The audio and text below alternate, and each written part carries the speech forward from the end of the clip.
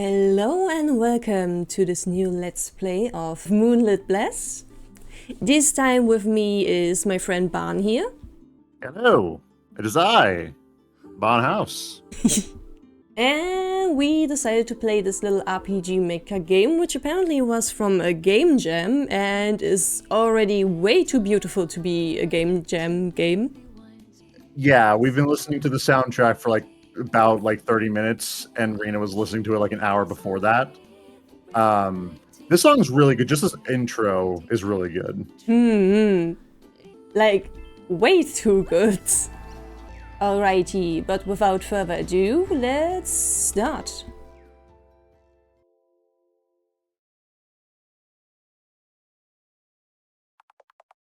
You've never been afraid of the night. How could you be when the shining moon is always there? How kind, gentle moon god that protects us from the dark? Even in the middle of the most encroaching shade, it watches over us in its full brilliance. But one day, the foresight says the moon will dim and vanish. That's not good. Suboptimal, I would say. Yeah. And on the third day of its disappearance, a young hero will leave on a journey to bring her back to her skies. You've always known this would fall to your best friend because... Uy, choices. They've always been the bravest. She's the most reliable friend there is. If someone can do it, it's him. Your choice will set the character's gender, I see. That's a difficult choice. Yeah, I'm kind of leaning towards the if someone can do it, it's him, because it's like the, look, he's him. He can do this. I know he can. Then, if someone can do it, it's him. And what is his name? Yeah, Yes. Themis is alright. Yeah, Themis is alright. Yes, even the Foresight has always known. They've trained Themis since a very young age, just to be ready for this moment. On the other hand, you... I want to voice a high-pitched girl. Excellent. Like most other girls, you know. And what is your name? Albedo. Tragically, I can only think of Genshin Impact. The same, yeah. Actually, what I was also thinking of, I think there's a character in Ben 10 called Albedo. Oh, it's been so long since I watched Ben 10. Oh. It's been a while for me too, but I just distinctly remember that because whenever the Genshin Impact Albedo came out, I was like, wait, why they got the guy from Ben 10 in here? Yeah. But for this moment, you are no less prepared. You've even studied hard to learn some magic. Because since long ago you decided you wanted to go with him on this journey. Alrighty, we're gonna save the moon. The moon is gone. It's the third moonless night in a row. You've never been afraid of the night, but in this darkness, even the lamps of the village seem feeble and powerless against it. Through the window, you pray to the skies above. You feel a presage of something.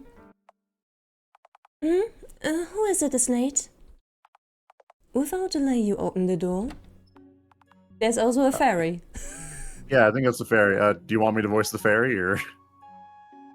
Since I'm already voicing the narrator, I suppose you will have to voice the fairy.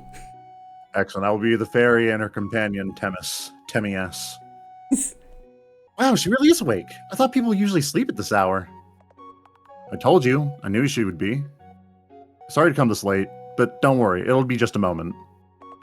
It's Themis, oddly still up and about. Usually he would be asleep by now to be ready for training at sunrise. At his side is a diminutive figure, a fairy pale like the clearest moonbeam. Themis? And is that... This is Dot, an envoy of the moon. You know what that means, right? Journey! Hero's journey, baby! Let's go! Were you afraid to open the door? What if it had been a monster from the depths of the night? One of the terrible shadows from between the trees? Oh man. Hey, don't be mean to Albedo. It's dark out there, sure, but we're safe inside here. I can already tell by the pixel art she's a little brat. Yes. Being so brave already. On the third day of the moon's disappearance, a chosen hero will depart. The foresight was right. I knew it would be you. Lower your voice. It's late, remember? Whoops. Your foresighters were accurate on the prophecy, you know. They got all the details right, down to the silver of your eyes. Well, all the training would have gone to waste if they'd been wrong. As soon as the moon vanished, I had a feeling the time was coming, probably because I've heard about the story since I was born. That's amazing, Thomas. You're finally gonna be a hero. I still find it hard to believe. Dot and I will let everyone know as soon as we wake up, but I wanted to tell you first. I knew you'd still be up fretting about the missing moon. Maybe. Was I? It's okay. I'm not even that sleepy yet. So, you'll be leaving tomorrow? I can't afford to delay much. Tomorrow morning, I'm departing to fulfill my duty at last. I'm going to bring back the moon! I have a feeling it's not gonna be as easy as that, because for some reason I'm getting Tales of Symphonia vibes. Same. There's still time for goodbyes, so no need to hurry yet.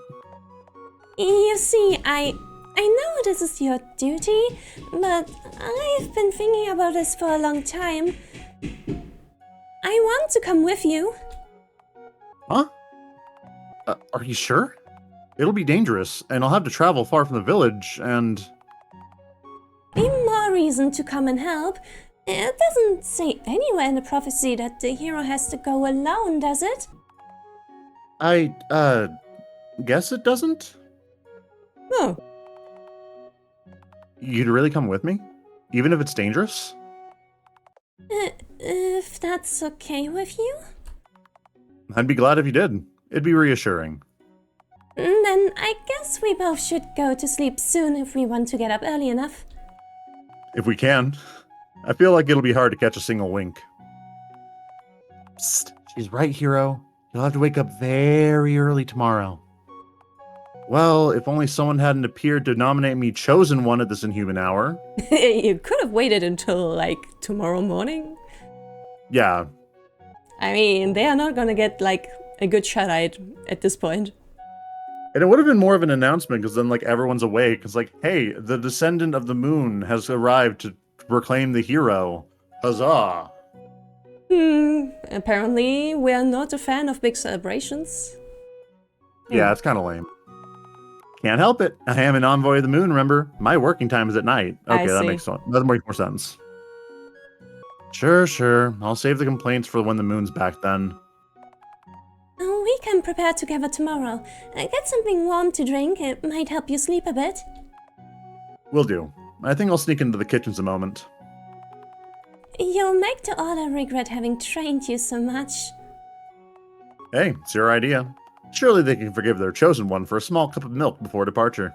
I would hope so. Yeah. Get some good rest too, alright? Full night to you.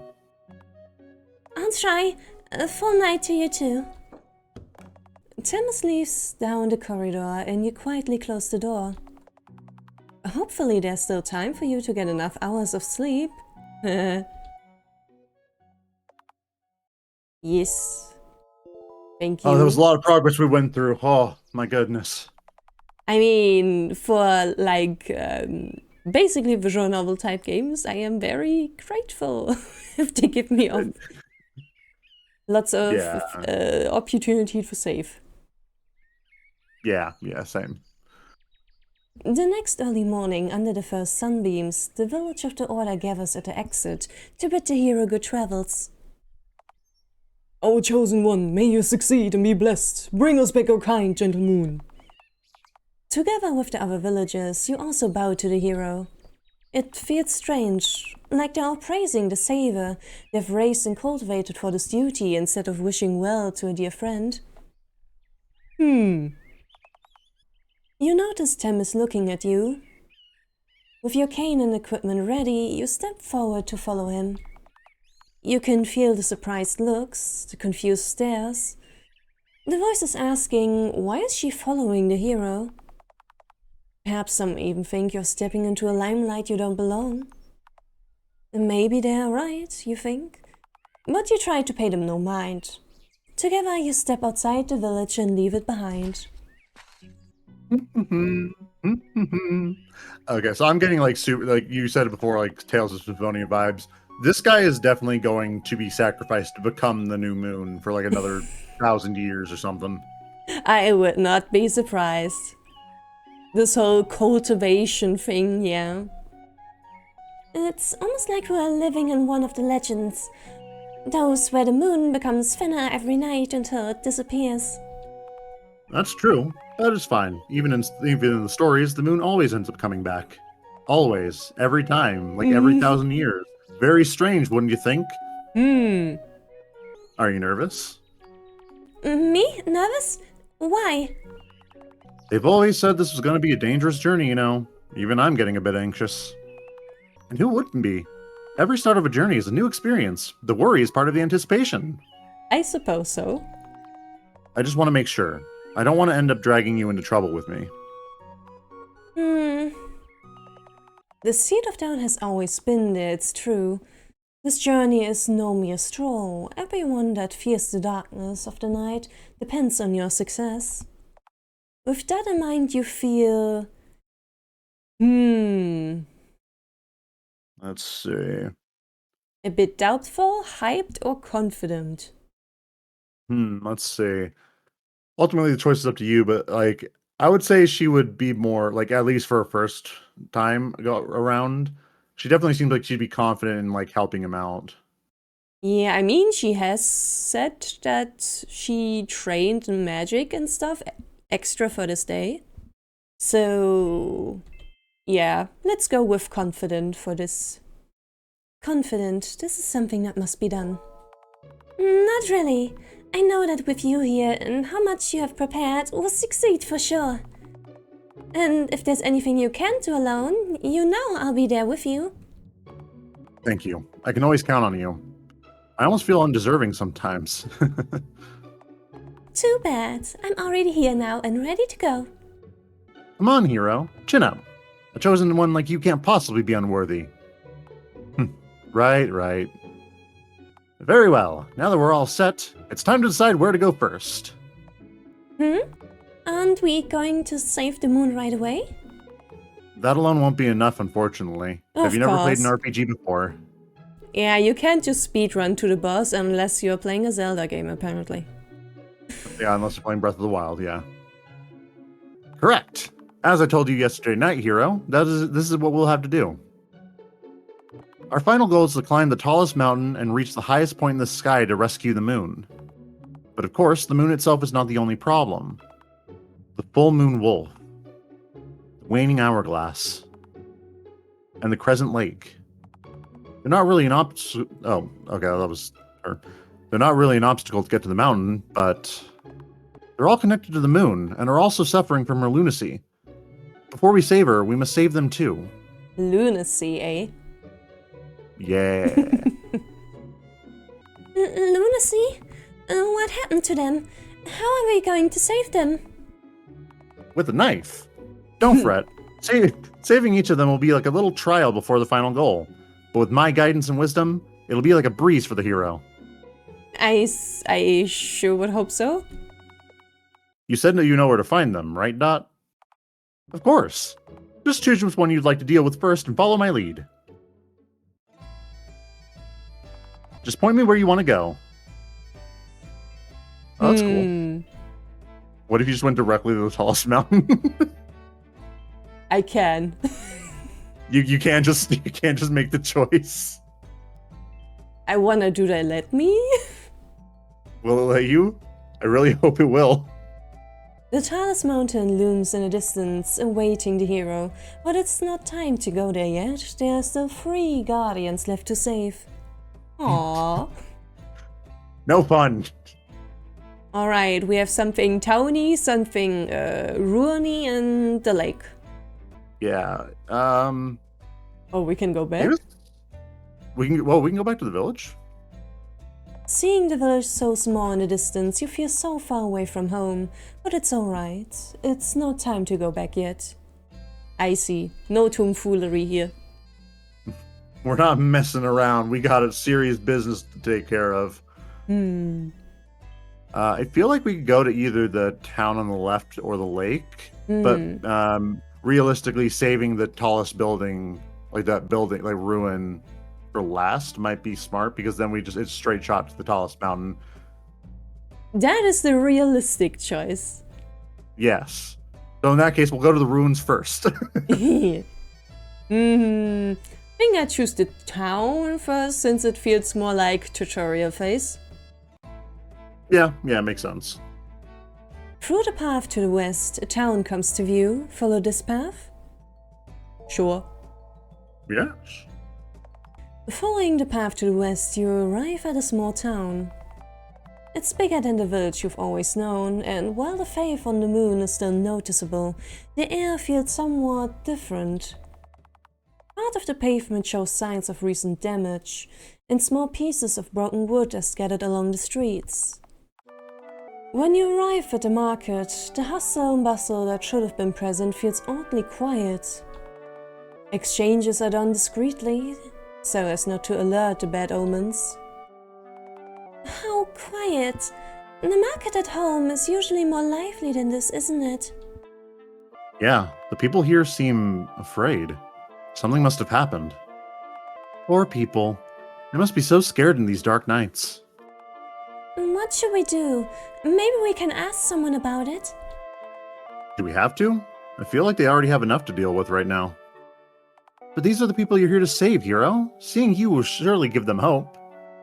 I don't know. I was thinking that helping them without making a ruckus of me being here would be for the best. I can imagine that. I probably also wouldn't like having a parade made for me or stuff. Ugh. Yeah, at least just asking a few questions to see, like, hey, what's going on? You don't have to say you're the hero. Just like, hey, so what's going on? Okay. And then just go solve it. Indeed. But maybe I should say something to them at least. Maybe. Perhaps asking someone would be the most direct way. It doesn't even have to be Themis who does it. That's something you can just do yourself. But there's perks to investigating too. You suggest to Themis that you should... Ask around together, investigate together, or divide your tasks. Well... There is a part of me that is always stay together, another part is let's be efficient and divide the task. Yeah, I honestly think dividing your tasks might be a good idea. I mean, this isn't a horror game. Yeah, we'll just Scooby Gang, split up, look for clues. Let's see if one of us dies, then we can just go back. Exactly. Divide your tasks, you'll ask around. Don't worry, I can ask around at the market for you. If you prefer, why not investigate meanwhile? I guess I can do that. You just don't want to talk to the people, do you? Are you embarrassed? I'm not. It's just a bit awkward. Anyways, let's meet here in a bit then. Sounds good. You and Themis part ways for a bit to gather some information and clues. At the market, you start by asking a friendly storekeeper about the strange mood of the town. Why, terrible beasts have been coming to town past midnight these last days. They've devoured half our livestock and now they're starting to come for us. Oh no, what brings them here? Can't they hunt freely in the forest? Surely it must be the wolves doing it, sending its pack to attack us. We have either angered it or it has betrayed and eaten the moon. Don't go out at night. Some of the poor fools who've tried to fend the beasts off on their own aren't here anymore to regret it. The bell tolls ceremoniously. You ask around some more, but everyone seems to be of the same wind. It's the terrible wolf. The wolf has gone mad. After some time, you meet up with Themis and Dot. We checked the remains of the fighting and found some tracks. Dot says they lead to the forest where the wolf lives. Well, seems to be in line with what we found out. Yeah. So it might be true. The townspeople said the wolf is behind her attacks there's been lately. Huh, interesting. What sort of guardian is the wolf?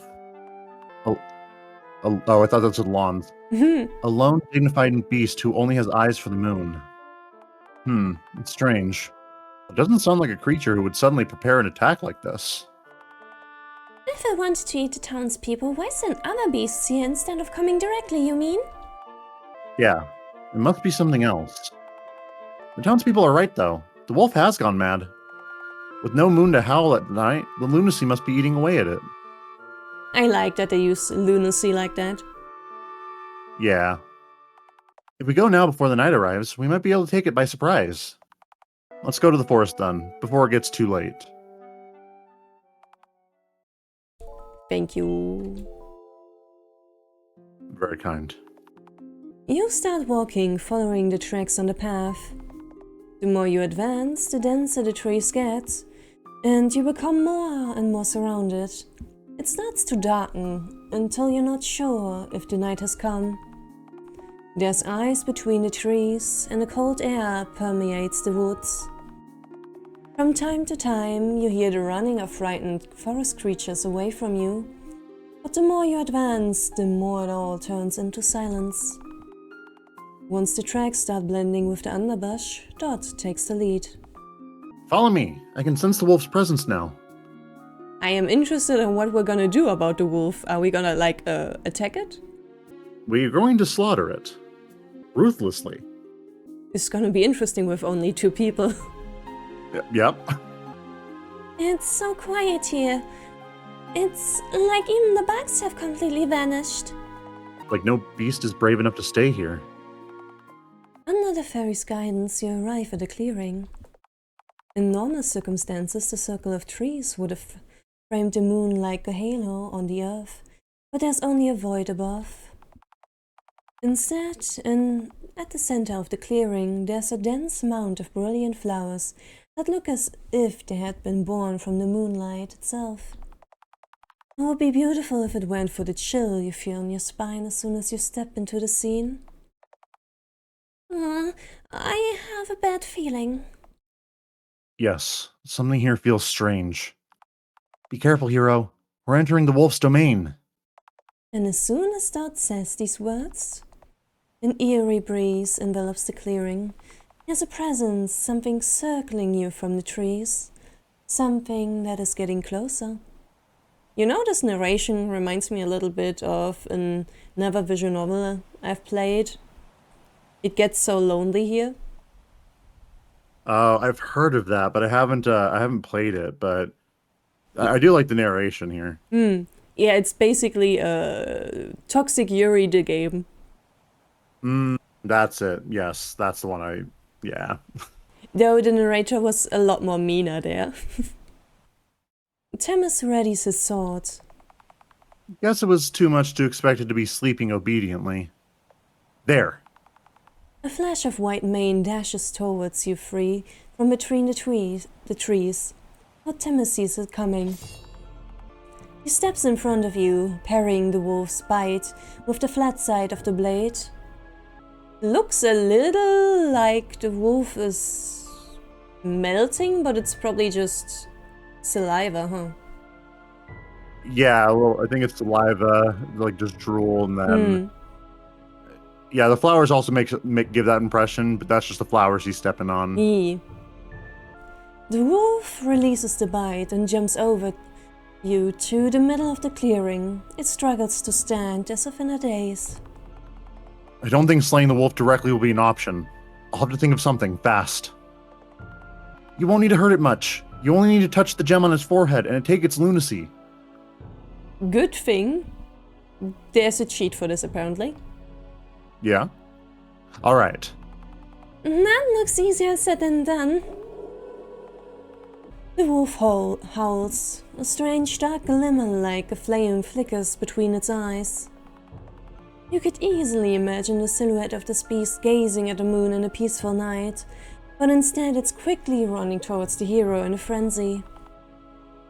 Themis manages to dodge with calculated timing. Fortunately, a beast out of control is easily outsmarted. The wolf strikes back, but the hero parries its bite with his sword again. When he steps back from the clash, the sword's arc leaves a small dark red slash on the side of its mouth. It'll be hard to get closer without hurting it. Even if Themis can keep up with this duel and eventually win, there's definitely a great risk. You feel like you can't just stand there. You need to do something. You decide to... Do nothing. This fight isn't yours. Then what's the point of you coming with him? Let's just watch there with popcorn. It's like, yeah, go get him. You got this, Themis. I suppose distracting the wolf would probably be a good idea. Yeah. You start to channel magic into your cane. Anything will do as long as it's flashy enough to get the wolf's attention. I'll try to distract it. Here, look here. Huh? The flame inside the lamp of your staff brightens, and with a swift movement, a beam of light shoots towards the ground near the wolf. The wolf turns to look at you. Good news, your plan succeeded. The bad news, you are now its target, of course. Better run. Uh-oh. The wolf darts off after you. You know you're not fast enough to outrun it, but if you can at least create an opening for Themis. You start running along the border of the clearing, just a bit closer, just enough to lead it within Themis's reach. You need to stop the wolf for a moment, even if you have to hurt it a bit. You get ready to shoot another beam of light, just in time to see the wolf's maw open in front of your eyes as you turn around. Uh-oh. Themis leaps in front of you at the right moment, stopping its fangs from reaching you. At the cost of a bite. Oops. Ooh. Themis! Themis' sword falls to the ground as his grip loosens. Red droplets fall on it, staining the blade with the bloodstains of its own wielder. But Themis sees an opportunity. He quickly stretches his other arm towards the wolf's forehead and touches the gemstone. The dark glimmer erupts from the gemstone like a dark mist and quickly envelops Themis' body. And then it fades. Themis steps back from the wolf, but it seems the attack has ended. The wolf slowly collapses into the mound of flowers, with eyes finally clear of madness. But suddenly... Of course, he needs medical attention now. Themis falls on his knees. Themis, are you alright? Yes, my legs just failed me for a moment. I'm fine. It's nothing to be too concerned about. The after effects of the lunacy can take just a bit of a toll. That was the lunacy? Don't worry, see? I can get up just fine. Kind of worrying that he absorbed the lunacy into his body. A little. That's probably why we need to do these sub-quests. Yeah, you need the lunacy to use the sacrifice for the moon. Probably. Let me at least heal your wounds. The two of you sit down where you are. You notice the wolf, now resting, as if the battle had never happened at all. It looks at you with thankful eyes, as if saying that you can stay in its domain as long as you need. Just like a very big dog now. The townspeople will be glad to know the wolf is back to normal. Now the other beasts won't have to run away in fear anymore. What about the gemstone? What was that? That was a fragment of the moon, of course. It was tainted by the lunacy, but not anymore. With the moon present and its mind clear of lunacy, it would have been a much, much bigger threat. You did a great job, hero. Well, I was quite literally born to do this. It's no big deal. After resting for a little bit, you decide it's time to return. You look at the clearing one last moment. The wolf, exhausted, curls up in the middle of the mound of flowers. Peaceful and gentle like the moon itself. We know this is not what you wanted to do, so wait here and rest. The hero will bring the moon back for you too. Together you make your way back to the town. From between the trees you still feel the eyes of fearful beasts looking at you with respect and curiosity, but none of them have the will to attack anymore. You leave the forests, feeling that at last all will be at peace here. Yes. We've done it. We've saved the wolf. One down. When you finally arrive at the town, the night has come. You notice various silhouettes holding torches on one hand and arms on the other, waiting at the entrance. Uh-oh. Seems like someone will be disappointed. If they expected beasts today, they're going to get a surprise. A pleasant surprise. Well, that's a good thing, isn't it? We do bring them a good surprise. It's probably pointless to ask, but I don't suppose we might be able to just leave? Come on, hero. You get a free claim to fame and this is how you deal with it? Yeah. It will be fine. I'm sure they will all be glad. Yeah, I guess. Let's go. Even if Tim has tried to run away, the townspeople have already noticed you anyway. A town's guard starts walking towards you. You, aren't you the youngsters who were running around town today? You come from the forest? Rejoice! This is the hero that has saved the wolf. Oh jeez. You won't need to fear anymore. The beasts of the forest are back to their home in peace and won't hurt you anymore. You hear the murmurs of the people. Could it be? Is it truly as they say? But Themis's silver eyes would never lie. It's the hero! The hero is dead with the wolf! The townspeople raise their torches and a cheer. Quickly they gather around you and guide you back to town. Hearing the commotion, many other villagers rise up to join the sun celebration. You wanna be an elder? I shall be an elder. Allow us to thank you, hero. We'll give you as much as we can for your journey, whether it's gear, supplies, riches, women, anything at all. The elder bows in profuse reverence. Many merchants in the crowd approach to offer some of their wares, and some people even drop a few of the coins. Soon in front of you is a box filled to the brim with rewards. Ooh, there's even raisin cookies. Raisin cookies? Okay. You know what? Fair. I suppose if there's raisin bread, there must be raisin cookies as well? Yeah. I mean, raisin cookies are pretty common, at least here. I have never seen them. Really? Nope. Raisins is something that is inside of bread and not cookies here. Strange. Mm. I don't think it's bad. I'm just like, they never thought about the fact that like raisin cookies wouldn't be common, at least in some other places. I mean, maybe it is in other parts of the country. Perhaps. Not in my immediate surroundings, though. We are all raisin haters, so... Okay, that's fair. That's fair. I don't know if I can accept so much. The town has gone through some rough days. It wouldn't be fair. Nonsense. You've saved our home. The lives we've lost will not return. What we offer you, we can recover. Feeling pressured, Themis looks more and more unsure. He turns to you and Dot. How are we even going to carry all of this? I suppose we can put it back in town. It's not that far away from our home, right? Yeah, but then you still have to carry it there. But we'll just make Dot carry it. Dot, don't you have, like, I don't know, levitation magic or something? Oh, maybe Albedo has some levitation magic. Maybe. With your arms on your back?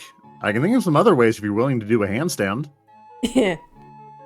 Sure, I'll do a handstand all the way to the mountain. Really now? I really want to see you do that now. Or you can eat the food and carry it in your stomach. That also works. Depends on the amount, but yeah. Themis has a point, but there can always be solutions to that. Thinking about this dilemma, you decide to... We can make him do a handstand if we take the full reward. I suppose let's watch him struggle with the full reward. Yeah, let's make him suffer. Let's make the hero have some trials and tribulations. Mm-hmm. Why not accept it anyway? If they're being so generous, it's because they're grateful to you. If we can't carry it all now, we can always come back when the mission is done, can't we? I guess that's a good point. See, accepting their thanks is the best way to thank them back.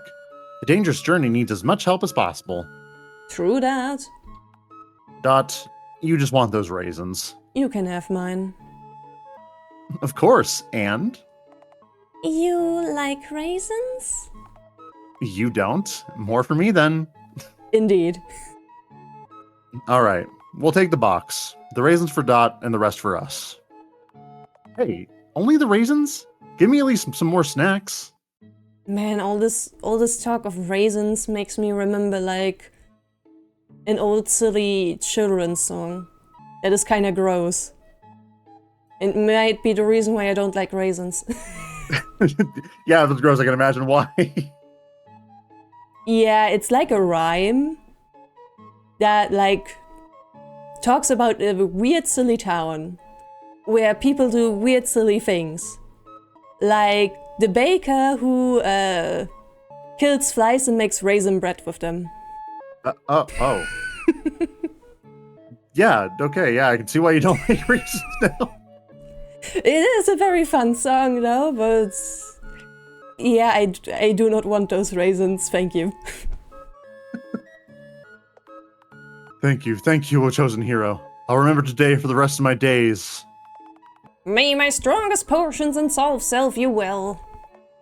Feel free to stay at my inn free of charge for today. Watching Themis being the center of attention, you feel as if he's finally getting the recognition he's been working hard for since his birth. Even if you're just a companion on the sidelines, it feels right. You're content with that. Why is Dot being ... Yeah, I was going to say, that's very strange. The party continues a little bit later into the night, though you decide to retire a little bit before it ends. Your bones are sore, and not even the singing and the cheers will keep you from having the biggest sleep. Accepting the offer to stay in the village, you sleep on the most comfortable beds of the inn for the rest of the night. Nice. I like how the color changes. Oh yeah. The next morning you wake up well rested and depart without delay after breakfast. Yes. Thank God we have more than enough. How many are there? Are there 9 or are there more than that? I think more than 9. Excellent. Well, that was one guardian. 2 more to go now. Where did the Guardians come from anyway? What exactly are they? You could say they're the silent protectors on behalf of the moon. As for how exactly... Tell me, are you afraid of the dark? Not really. Okay, fine, you're different. I'm trying my best to give an example here. Alright, let's say I am. Go on. Good. So, you see, the night is a great source of fear. If you put together all that fear, it gathers and festers. And when it accumulates too much, it starts affecting the things around it. So, the Guardians in the Moon protect you all from it, you and all of it from it with their light. I see. Oh, I see. But here comes the prophecy, to warn us that it's them who need help now. After so much time, even they have been affected by the lunacy for some reason. And that's where I come in to save them, right? Exactly. And totally without sacrifice. They've done so much for us without us knowing. I hope we can help them back. By the way, how's your right leg holding up? A bit sore still, but resting did it some good. That's good. If you need to take any breaks, do tell. Is something wrong with your leg, Albedo? Just some leftover after effects of an injury years ago. It's been long healed, but my right leg is still a bit weaker than my left. Oh, I see. So that's why you only wear one sock. What happened? Okay. One sock. Yeah, well, just one sock. That's it. Hey, you don't just ask someone about that. It's okay, I don't mind. I've just got a bit of an ugly scar there. I was attacked by a monster some years ago. It was scary, but Themis was there to help me. Wow, already being a hero since so long ago? So valiant. Themis has always been very brave. It was the least I could do. If only I could lend you my wings, but sadly, I do need them myself. I suppose you do not have any nice magic? You can... I suppose not. Yeah, no, if she could just like levitate off the ground a little bit, that would help a lot, I would imagine. It's fine, really. If I need a rest, I'll tell you. Gotcha. We didn't make any choices, did we? In that, no, I don't think so. Then I'm gonna save over this. Okay, perfect. So, where are we going next? Just point me to it and let's go. But do not pick your mountain and do not pick your village, I swear to God. Still Yeah, I two forgot. guardians to save. Alrighty then, let's go to the lake, I suppose. Yes. Through the path to the east, a river accompanies your steps. Follow this path. Yes. Oh, green! Following the path to the east, you are accompanied by the pleasant sound of running water. Despite being an adventure to save the moon, it feels like you're just taking a little stroll. If we keep following the river upstream, we should find the lake easily. I've only seen Great Lakes in books. I wonder what it will look like. It must be impressive, like a very big pond. Probably. But surely the sea must be way more amazing. The lake is an honored guardian. It's not like any glorified water puddle. A glorified water puddle. You're making it sound like it is a glorified water puddle anyway. No, I'm not. The lake is the lake. But you'll see, it certainly is. It is certainly impressive. I don't know why I struggled so hard on that. Exciting! You cross a bridge and stop a moment to enjoy the view from it. The water passing right below you keeps you glued to the bridge railing. You try hard to look through the shrine in the running current to see what's underwater, but you only see the bed of colorful pebbles. Oh, I thought I could try counting the fish, but I don't see any. It might be too shallow for them to live here. Maybe tadpoles? Or crabs? We shall go fishing again when we can. You continue on your way. It's a peaceful walk and nothing of note happens. It's almost too peaceful. Focusing so much on the sound of the water, it takes you a while to realize it's the only thing you can hear in the backdrop. That's weird. Do you hear any birds singing? Now that you mention it, that's not a good sign. Nothing's alive anymore here, huh? Everything is dead. Ah, look there. A bit ahead you see a silhouette. A deer is quietly drinking from the river, unperturbed by your presence. There are animals at least. Just the deer. It seems calmer than usual. They usually flee as soon as they see people. If it doesn't run away, you could get closer and check on it. Last time we saw a deer with an extended shot, this is Bambi's mom. So... I mean, as far as I know, this isn't a horror game, but for some reason I'm also immediately like, oh, that deer's gonna get fucked up, isn't it? Yeah, I thought like the deer would be drinking from the river and like the river's poisoned because of the lunacy. Yeah. Don't give me that choice. Do we go closer to the deer? I mean, sure. Why not? Let's look at the deer and probably get mauled or something. We gotta be brave. Indeed. Should we try to get closer? It doesn't seem to be afraid of us. Why not? Let's walk slowly just in case. You leave the path to approach the river. With how elusive deer are, you've never managed to see one from that up close. Creepy. But this one is pitch black, and something is dripping down from it. The thing resembling a deer starts approaching. Something like a maw opens where its neck should be. Awesome! Oh, okay. So much for this is not a horror game. A bad memory suddenly comes back to mind, freezing you on your tracks. Oh no, you won't. Themis quickly unsheathes his sword, but it all feels like a blur to you. You barely hear a snash and then a thud. The thing resembling a deer lies dead, but you still feel eyes on you. From between the trees, or from its remains, you can't exactly tell. Themis grabs your arm, and your senses return. Let's get out of here. Good idea. Yeah. You thought the shock was making you lose perception of your surroundings, but when you realize you can't even hear the river at all anymore, the water is still. You can only hear the sound of your footsteps, running and running as fast as you can. Once you've gotten far enough to feel a bit safer, you allow yourself a bit of respite. You know, it's interesting how, deer are so meek and stuff, and you barely see them, and they're kind of cute. And you know Bambi and all, however, horror games really like to use them for creepy stuff.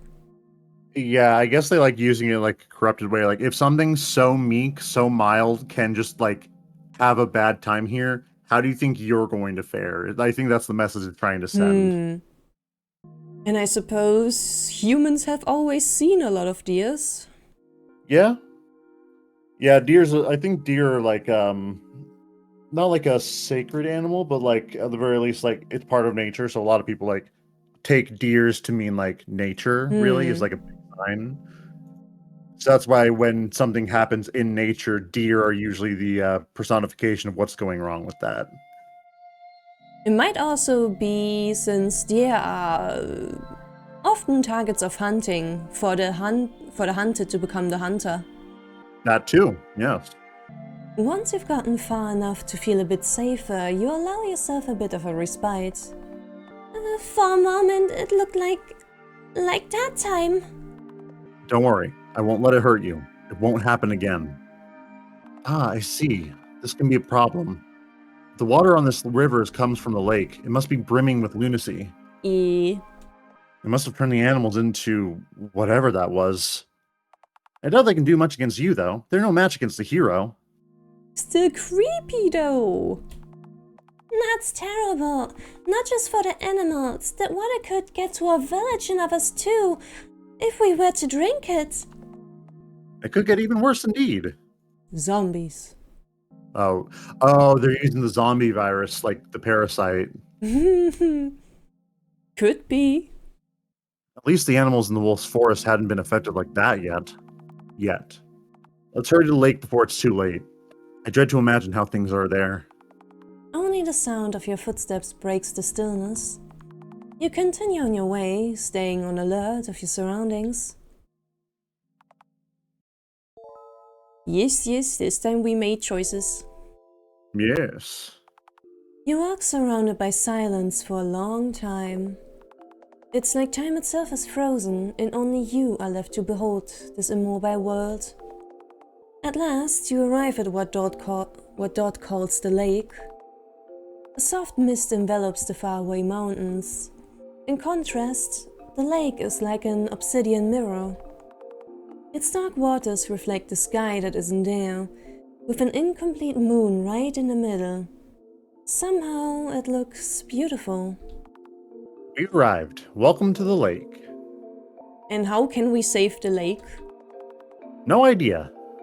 If only the way hadn't been so unnerving, it would be almost pleasant here. Look! You crouch down to the water, hoping to see something underneath. Even at the shore it looks dark and cloudy. The water's strange, even worse than the river. The source of the lunacy must be at the center of the lake. If the hero touches it, the lunacy will be all cleared. You're telling us to swim in that? Yes. Ah! There's no horror worse than underwater horror. Oh, yeah, true. So I'll have to dive to get there. Got it. Wouldn't that be too dangerous? What if it's too deep? What if even the fish have changed? Very good questions. It's not like there's much else we can do. I need to at least try to get there. The fishes can eat me later. You're blessed by the moon, hero. That'll help you. That'll help guide you. I don't know. I'd rather think of another solution. It'll be fine. You'll see. If it's too far to reach it, we can look for an alternative then. Wait here. I'll be right back. Do not let any water go inside your mouth, please. Themis leaves some of his gear with you and swims into the lake towards the center. You wait at the shore, looking at the ripples behind him slowly disappear. The waves make the reflected stars dance. Once Themis arrives where the incomplete moon is, he dives underwater. You wait. You're not sure how long it has been, but it feels like time passes very, very slowly. He's still not back. What do we do? Let's be patient. The trial of the lake must take its due time. You believe in the hero, don't you? Of course you do. But whether you believe in him or not, it doesn't make you worry any less about a friend. Indeed, and I'm not trusting this mission. No, this whole mission is not good. You're not too confident in your swimming ability, but that can't really stop you from trying. I mean, maybe it's possible to at least light up the lake. True. Maybe lunacy is just gasoline and we can light it. I mean, with light magic, maybe it can also work underwater. True, that as well. Though at the same time, I don't think I want to know what's inside that lake.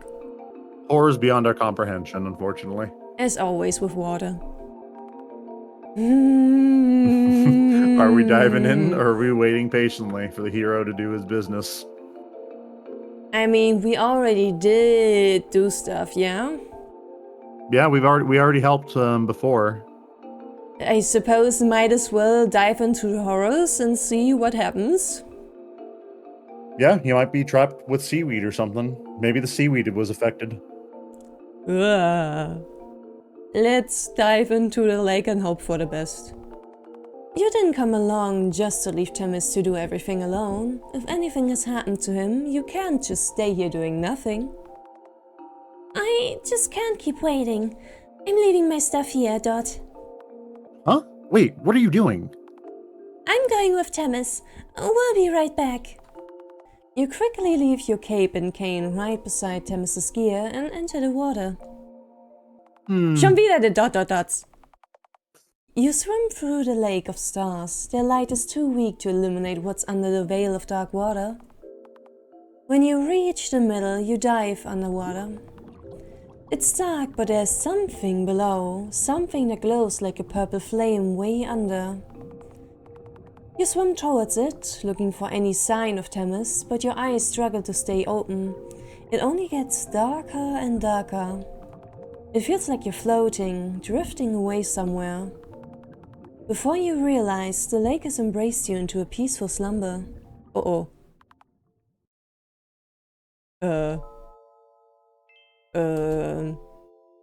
That's not good. We have been transported to an underwater world. We have been isekai'd into Sea World. I see. When you open your eyes, you're surrounded by mist. Everything is white but somewhat familiar. Where am I? Wait, this is... You know this path. It's the road you took when you left the village. Come, follow the path. Who was that? Hello? Is anyone around? Themis? This isn't where I was a moment ago. I thought I had left my stuff at the shore. When did I get so close to home? What is home to you? Home is where I live. It's somewhere I don't feel lost, I guess.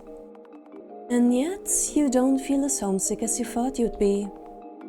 Even if it hasn't been that long, and despite there being some dangers, Being on the road with Themis has still been the most fun you had in a while.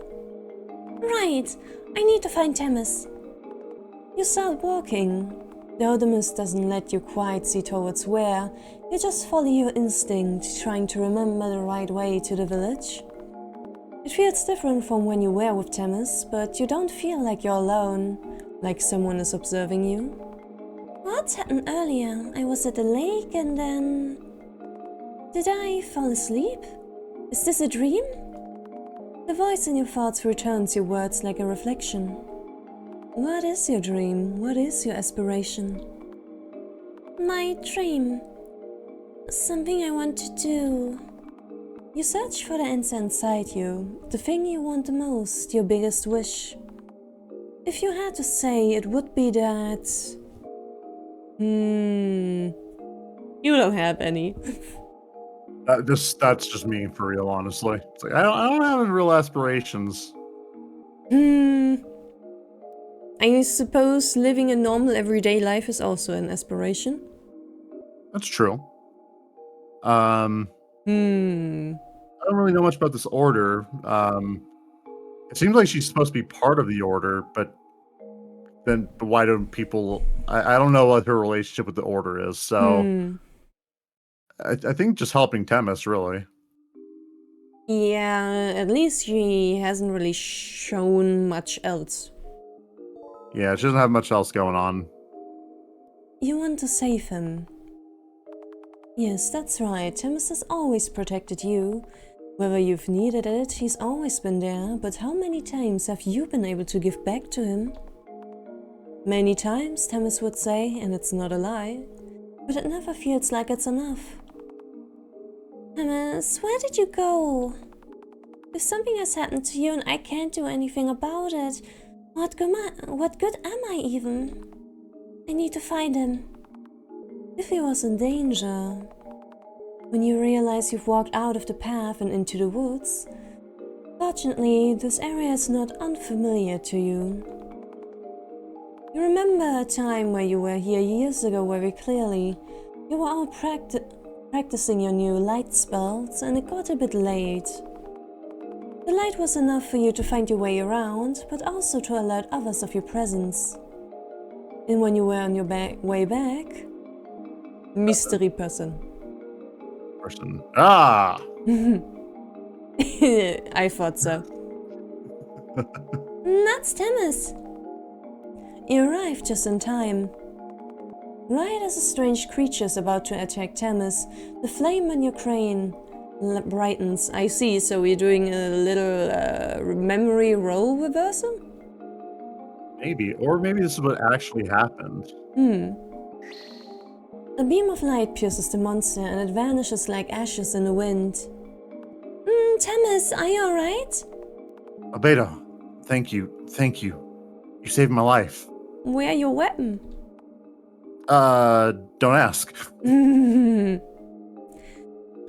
I? But where's your sword? What happened? Let's go home, before any other dangers appear. With you here, there's nothing to worry about. Yeah, that's not a real Themis. No, not at all. Just a little bit of wish fulfillment. Because it said, oh, you want to save him. Themis? But No, something's not quite right. This Themis that you see can't be the Themis that you know. This can only be a reflection of yourself. Your vision starts to blur and Themis' form disappears. Yes, this is not how it went. Themis wouldn't have let go of that sword. He's the one who saved me that day. Maybe I'm weak and I'll never be like him, but I've gotten better. I'll keep getting better. And one day, it will truly feel like it's good enough. The illusion shatters into 1,000 of little pieces. You slowly fall on the floor like a clouded mirror, surrounded by a dark fog. It's hard to move, as if you were walking through a body of water. A bit ahead, the purple glow you saw when you dove into the lake catches your attention. There's a presence. You recognize Themis' silhouette through the haze, but his form is transparent like a ghost. You're sure of it this time, it has to be him. He seems to walk aimlessly, lost among the fog, until he sees your lamp. Thomas, there you are! But there's no answer. Thomas, hello? He doesn't seem to hear you, and neither can you hear him. But he has seen your light. Right, if I'm in a dream, maybe this isn't even real. Let's go, Thomas. I can try to light your way at least. You walk towards the glow, guiding Thomas with your lamp. What you find is a dark crystal piercing the floor and emitting a purple smoke all around it. As soon as Thomas crouches down to touch it, the fog instantly clears up. For one last time, the voice speaks. Clear once more, thank you. But there's no chance to reply before the dream ends. Yee! Good job. So she's the real hero. Haha. Yeah. Well, she definitely did help this time, though we shall see how it turns out if we don't do shit. Later. Yeah, the last time I was like, all right, well, I'm just gonna chill, eat popcorn. Yeah. You wake up, finding yourself lying on the shore. Thomas, are we back? So it seems. Why did you jump into the water? Could have been dangerous. What if you had drowned? The hero had to swim all the way back, dragging you here. What were you thinking? Whoops. Sorry, you were trying so long to come back. I got worried. Don't do that again. Ah!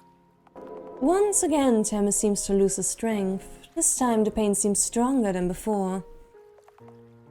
Thomas, is it the lunacy again? Yeah, it's the same feeling, like my head's splitting. Don't worry, it'll go away in a moment. It's a temporary pain. I don't trust you. Nope. Is there anything I can do? Healing, maybe that will work? Let's just rest for a moment. I'll be fine.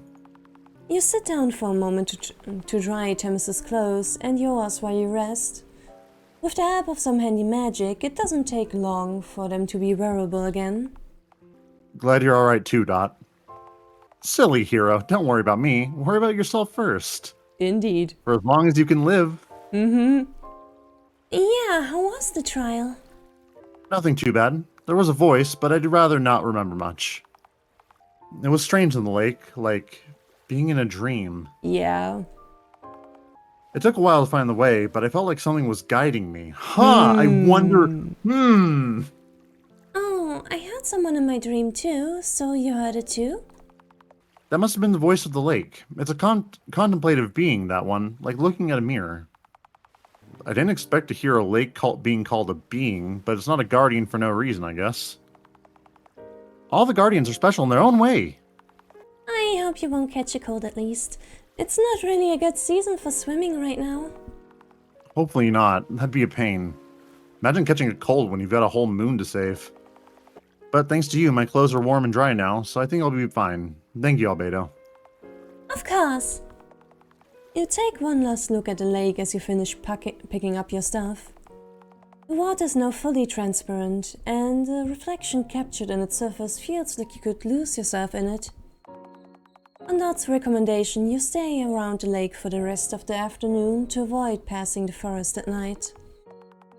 When the sun starts to set, the chirping of the crickets fills you with relief. Yes.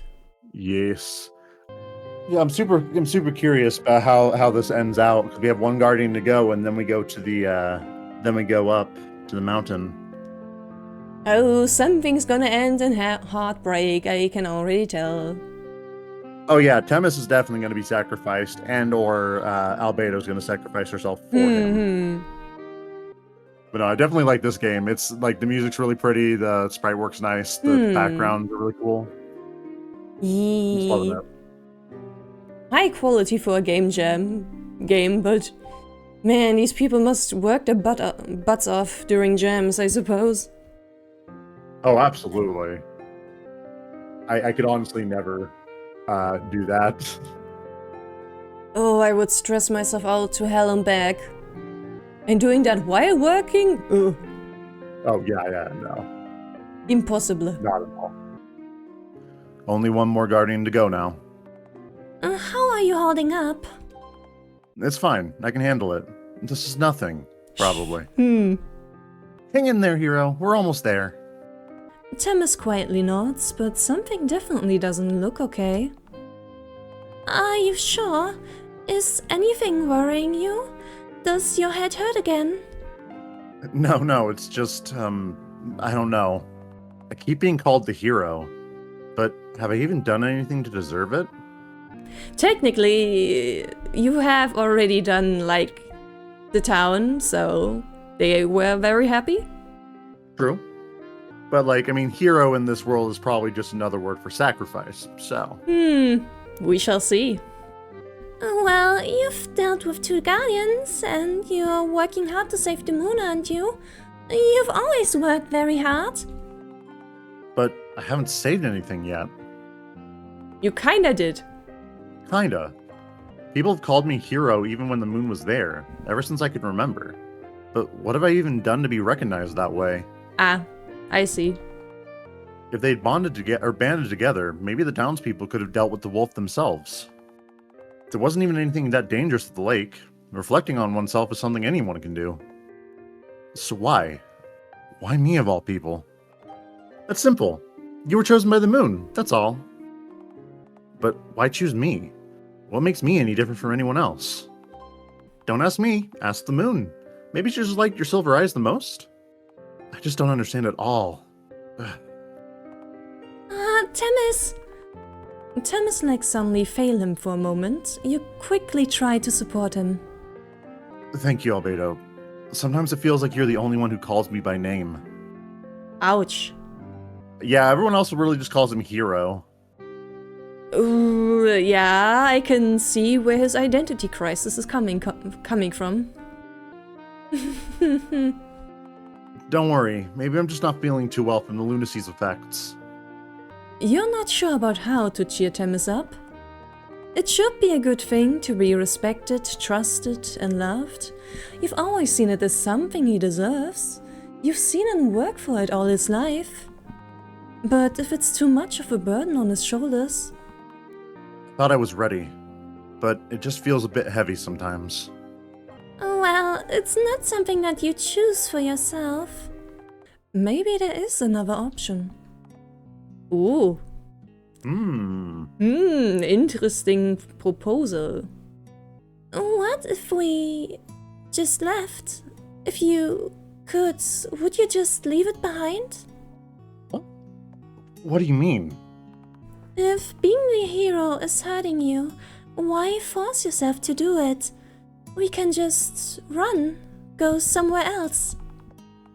There's only one guardian left. Someone else may be able to deal with it, right? Huh? You can't mean to take the hero away, can you? Themis is clearly unwell. I want the moon to be saved as much as anyone else, but this is hurting him. No, you can't do that. Or do you think the hero isn't strong enough? Don't you believe in him? No. That's a completely different sentence. True. I do think he is, but he shouldn't have to. Bearing this weight for everyone else's sake, no one should. You really think there even exists a place for me that is not being the hero? I mean, the world is big. You could be a barista. I don't know. There is. We can search for it. And even if we can't find it, we'll just make it. You're giving the hero false hopes, Albedo. Who will save the moon then? Oh. Find yourself a new hero. Well, Frank the butcher will do it. He'll do it, I believe. Sure. No.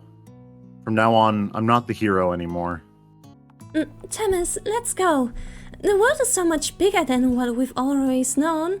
We'll find a place for us. How will you find a place in a world you've left to doom? The moon will never again shine for you. Oh, we're actually doing this? Ooh. Oh, wait, this isn't even a choice. This is just happening. Then find someone else who wants to finish the job at your price. Farewell, Dot. Okay. What? Thomas and you leave the ferry behind and depart on a new adventure. You don't look back. You're both free now. Fine. I'll find someone else then. I'll do a kindness, hero. For all the effort you've done, I'll let you go. Your lunacy is a lost cause at this point, but better a human than the Guardians, I suppose. Oh. But if you refuse to do it, another hero will have to take your place. And whether they're willing or not, that doesn't matter that much in this situation, does it? The prophecy will be fulfilled. A hero will save the moon. The morning has arrived. In the village of the Order, a hero prepares to leave on a journey to save the moon. Yesterday he was just a normal boy like any other, but today he has become the chosen one. Accompanied by a small fairy, pale like the clearest moonbeam, he'll be guided to finish a mission he never knew someone else started. Somewhere else, two friends walk hand in hand. One walks ahead, lamp lighting the way. The other steps become heavier with each passing moment.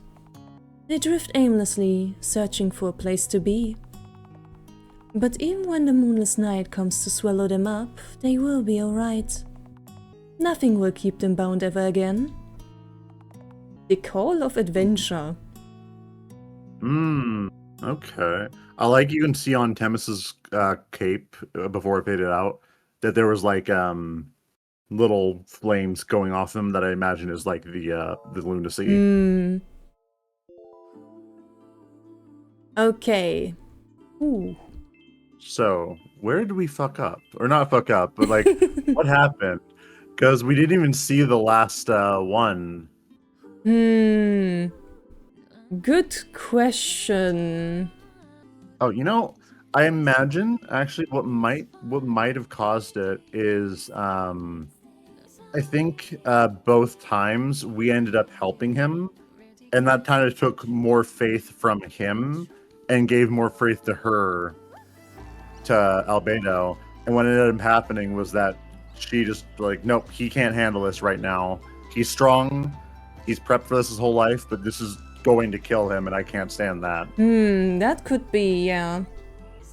To the river. Oh, actually, yeah, wait, no, actually, because we didn't even, when we did the river, we looked at the creature. We didn't ignore it, and that creature is what ended up, that creature ended up having to, like, reawaken bad memories for Albedo. So maybe we just don't look at the deer this time? Let's try and see what happens, I suppose. Alright, let's leave the deer alone. Let's leave it be. We wouldn't want to scare it away by getting too close. Yeah, just knowing there are animals here is already a good sign. Who knows? Maybe they're just really quiet. Or maybe something scared them away. That could also be. Ugh. So it's back. When you pass by to continue on your path, it notices you, but it still doesn't run. Something that looks like a deer stares right at you, quietly, like the air itself has defeated every sound. There's more of them! Oh no. You both instinctively started walking faster, but not without keeping watch through the corner of your eye. Many eyes look at you, blending among the trees and the shadows. And when you realize even the sound of the river has stopped, the water is still silent.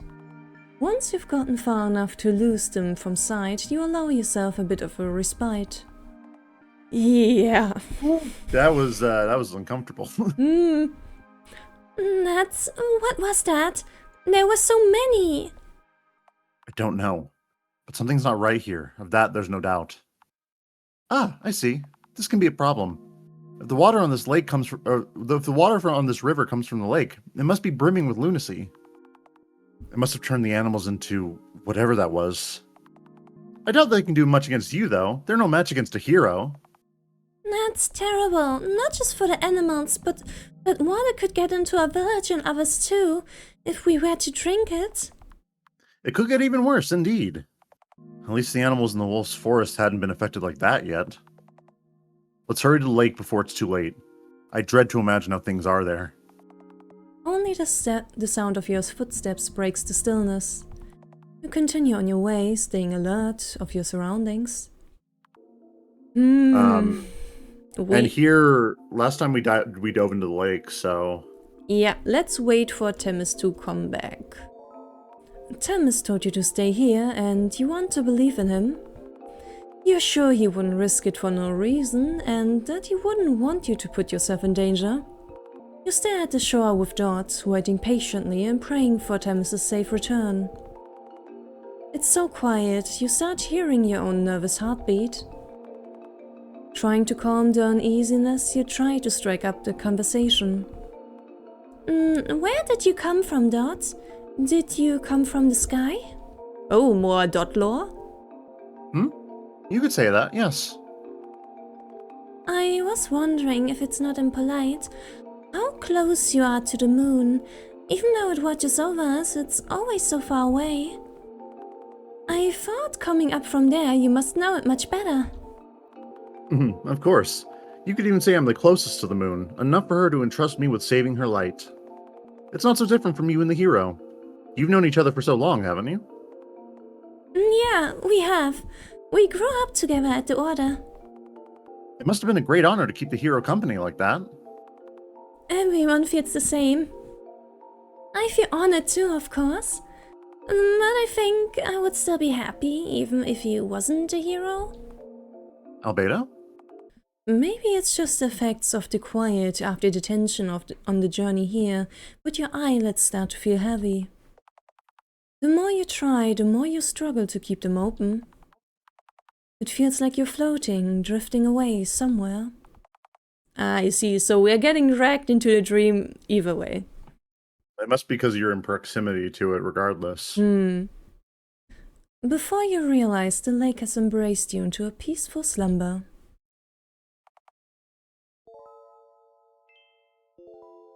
I wonder if this will still be the same, though. So the first time we did only aspirations to help Themis.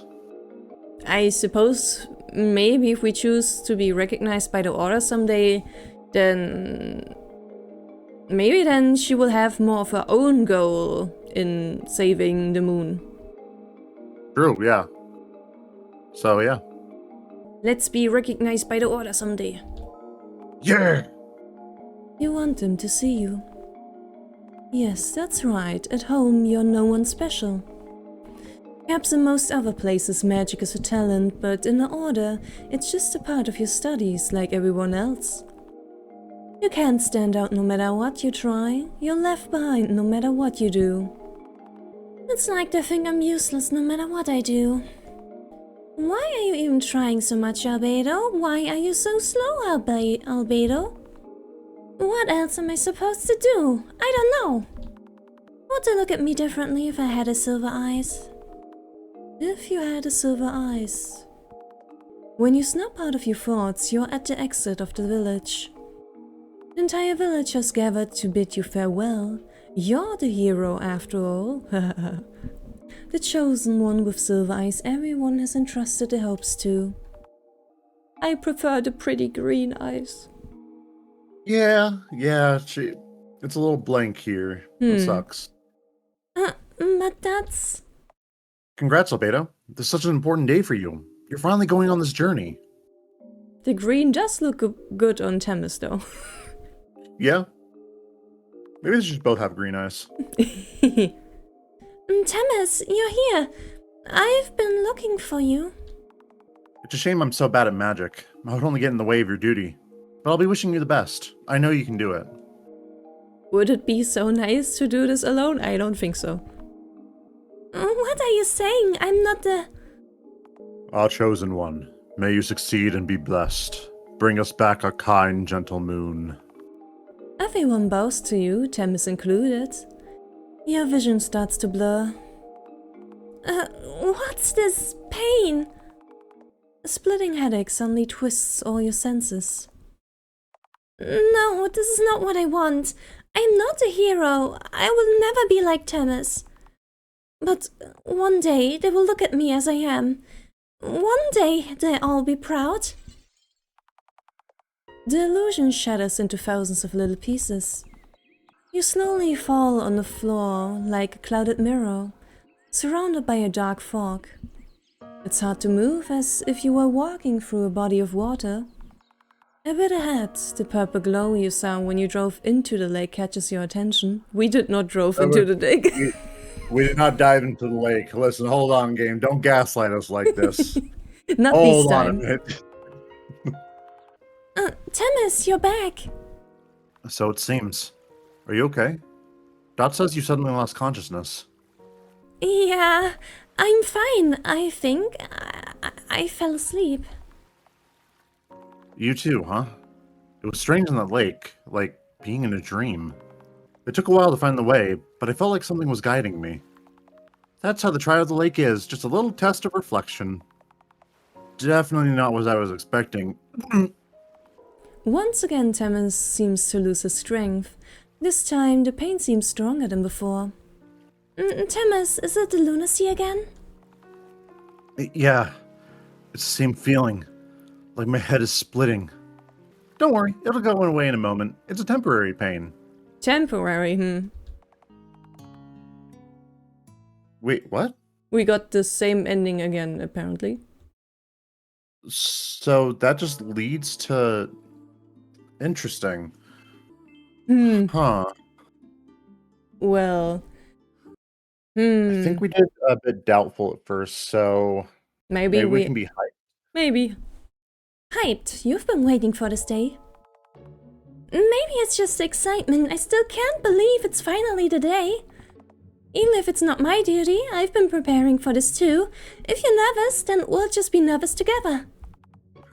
That puts me at ease. It's very exciting to finally go. Good, good. Being in high spirits will give us the power to succeed. Very well, now that we're all set, it's time to decide where to go first. Through the path to the north, you see ruins in the distance. Follow this path? Yes. Following path directly north, you notice the ground and surroundings becoming more mountainous. The vegetation is way sparser than the forest you've used to. All around you feels bigger, more spacious and free. For a while, you see no sign of any settlements or travelers, but that doesn't make you feel that uneasy. You're not alone after all. The hourglass should be hidden around this area. This might sound silly, but what we're looking for can't be a simple hourglass, can it? Well, it is an hourglass, that part is true. Just a very big one. Alrighty. What do hourglasses have to do with the moon? You ask such silly questions. This isn't relevant to the mission, is it? You could almost swear she's hiding how much she doesn't know the answer to that question. While stopping from time to time to enjoy the view, you both continue following Dot until you reach what seems to be an abandoned temple. Oh, I think I read about this in a book. This place, this is a temple from the people before the Order. That's correct. This is a very ancient place. So people used to venerate the moon here. Imagine if we had a temple like this in our village. I wonder what made those people disappear. You're looking at it the wrong way. What remained of them is what became your order. I see. I see. I hope they won't have left any traps for us. Stay behind me and I'll check ahead as we go. You enter the ruins through what seems to be the main entrance and find yourself in a corridor. The stone arcs go on, letting some light filter between the ancient cracks and dilapidated windows. But the more you advance, the more the light starts to dim. Oh, the corridor gets divided here. 3 entrances invite you to enter. The left one seems to have patches of sand on the floor, the middle one seems to go deeper and darker, and the right one feels like a nice breeze is blowing from it. Where do you sense the hourglass, Dot? I can sense it from all around. I'm super sure it's through these paths. All of them? That saves us some trouble, but we still have to choose one. Which would be the fastest? A direct way might also be the most heavily protected, but if all paths lead to the hourglass, it doesn't hurt to try finding the safest way. So the sandy path seems like it would be, like the hourglass dropping stuff. The breezy path feels obviously like the most pleasant path, but it also feels like they're probably gonna hide some not so nice stuff behind it. Mm-hmm. And then the dark path is obviously, you're going to be wandering around in the darkness for a little bit. In a funny way, that almost makes it sound like the dark path is the best path. Yeah, so... I suppose I'm also curious where it leads. Let's do it. Yeah. Oh, why don't we go to the middle? Temples usually have the most important stuff at the center, don't they? That's what I was thinking. It'll probably be the most direct path. It looks a bit spooky, though. Good thing we've got a lamp. You decide to continue through the middle path. As you walk, you notice various repeated indents on the wall, possibly from the old torches that must have illuminated this corridor in the past. In general, you realize the decorations is pretty sparse. Maybe a lot of it has been lost to time. Back there in the village, there are a few statues representing the moon god's figure, but you've seen nothing of the sort in here so far. You don't know much from these predecessors of the order aside from the few stuff you read, but walking where they walk makes you feel more curious. About your similarities, your differences, about what led them to what remains of them today. Dot, do you know what happened to the people who used to be here?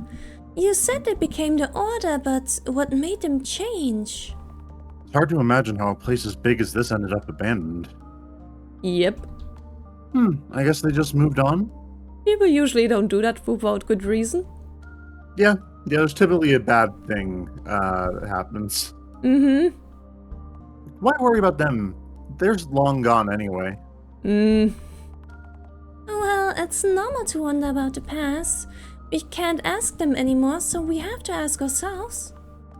But time marches on, no matter how much you want to wonder. Sometimes all that remains is sand. It's true that there's starting to be a lot of sand here.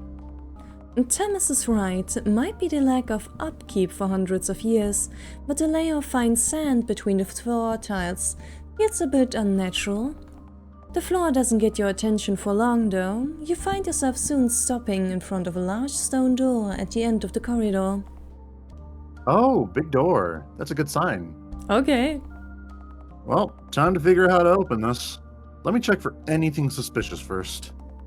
Thomas examines the door while you hold the lamp close.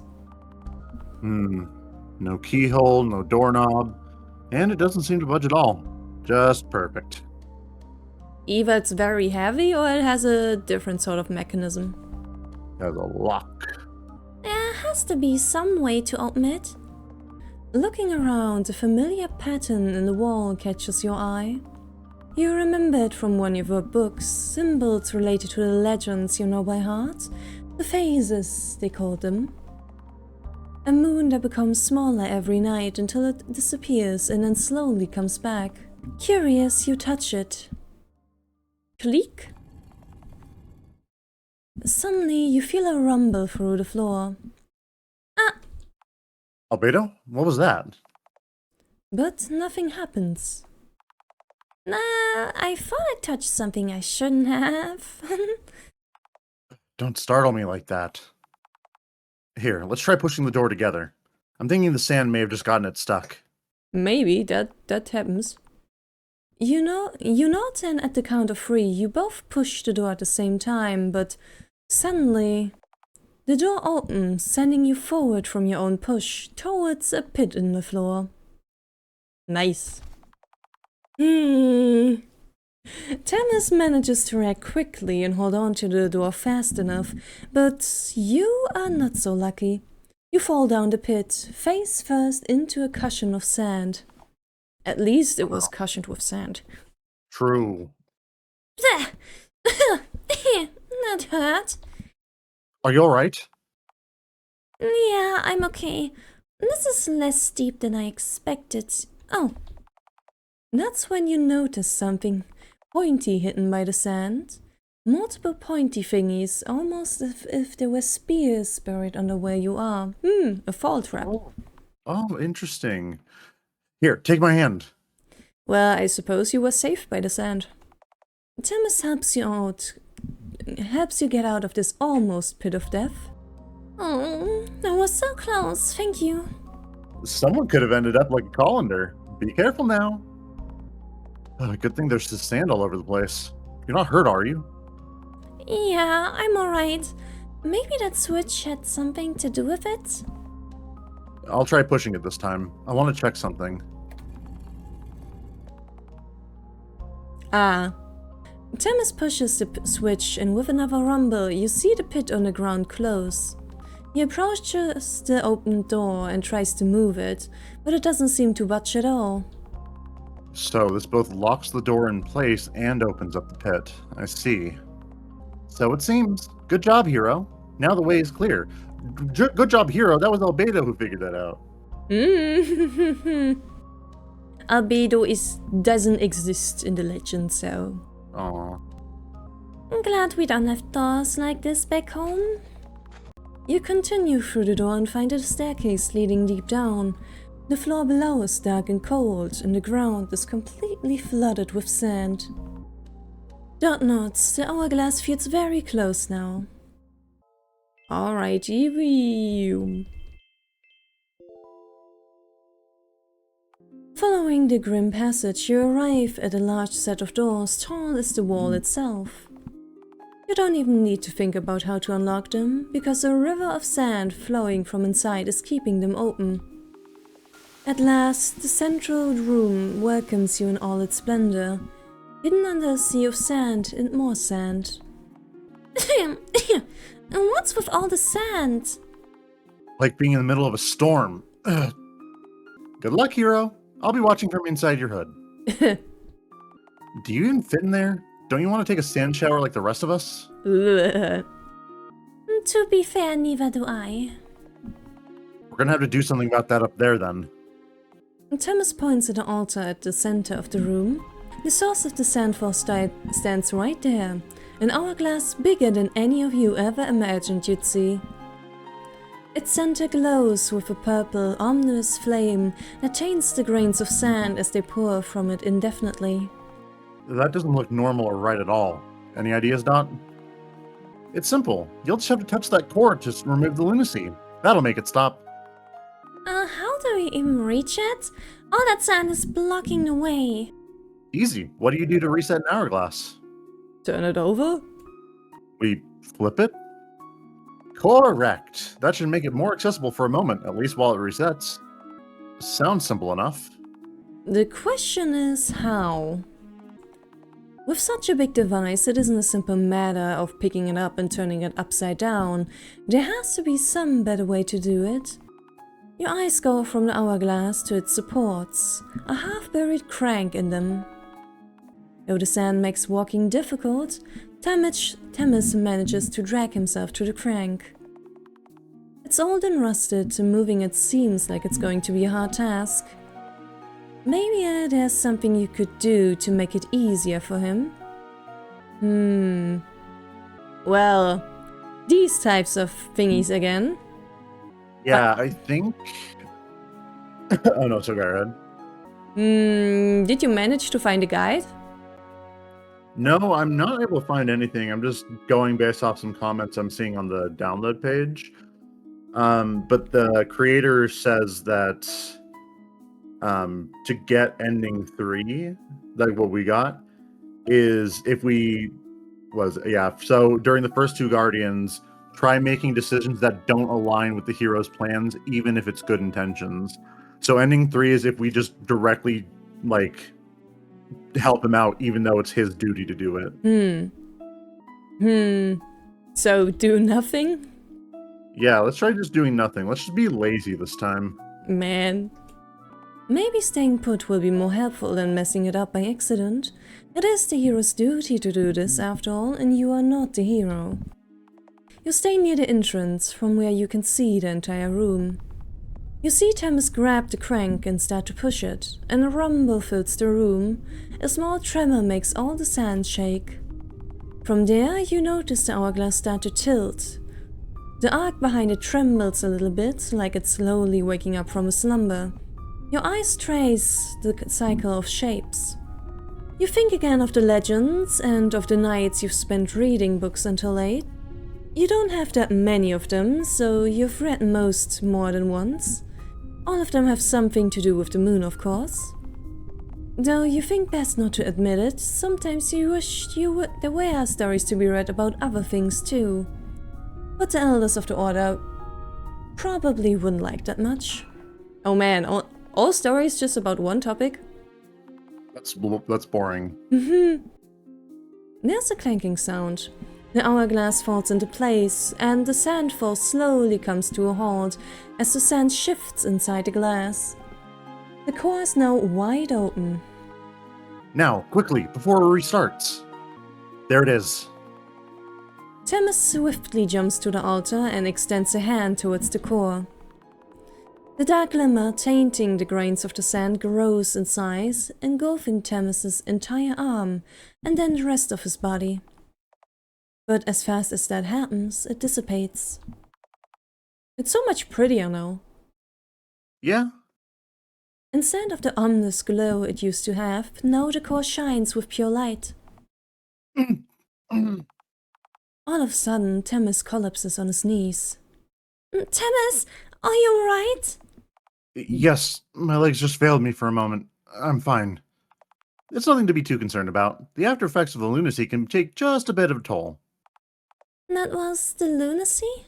Don't worry, see? I can get up just fine. Fine, but let's sit down and rest for a bit at least. As the calm starts to settle in, the receding soundfalls finally let you see the room properly. There are columns all around, with the hourglass at the center of it all. Behind it is the cycle of familiar shapes, the phases now with the one at the top lit up. The hourglass is so bright now. What happens to the core? That was a fragment of the moon, of course. It was tainted by the lunacy, but not anymore. The front of it, a statue slightly taller than you, is unveiled from under the cascade of sand it was drowning in. You know, it really would be super funny if it was just new moon. Then they just have no idea. Like, we need to get the moon back. It's like, it's just a new moon, guys. Just calm down a little bit. Chill out. I suppose if it has been for several days, then that would be a bit concerning, but... Maybe that's longer than average cycles. Maybe. In front of it, a statue slightly taller than you is unveiled from under the cascade of sand it was drowning in. The remaining grains of sand fall around it like a soft mantle. Oh, a statue! I was starting to think there wouldn't be any. Oh. You approach it to examine it up close. It held up reasonably well considering how much sand was pouring down on it. That's like non-stop peeling. Yeah, maybe it's just cool. Maybe it's just made of a good material. Maybe. You approach it to examine it up close. It looks like a priestess wearing a crown made of 3 golden stars, and in her chest is the same pattern of the symbols yet again. You hear a whisper among the sound of the sand. One for the many, to free us from this madness. May the eternal moon forever guide us. I see. Interesting. You're very, very sure you heard something. It wasn't just me, was it? Did you hear a voice too? A voice? Maybe, I'm not sure. It's kind of funky how Albedo, not the Chosen One TM, is hearing all the weird things. Maybe it's because he's tempted with lunacy. Or tainted.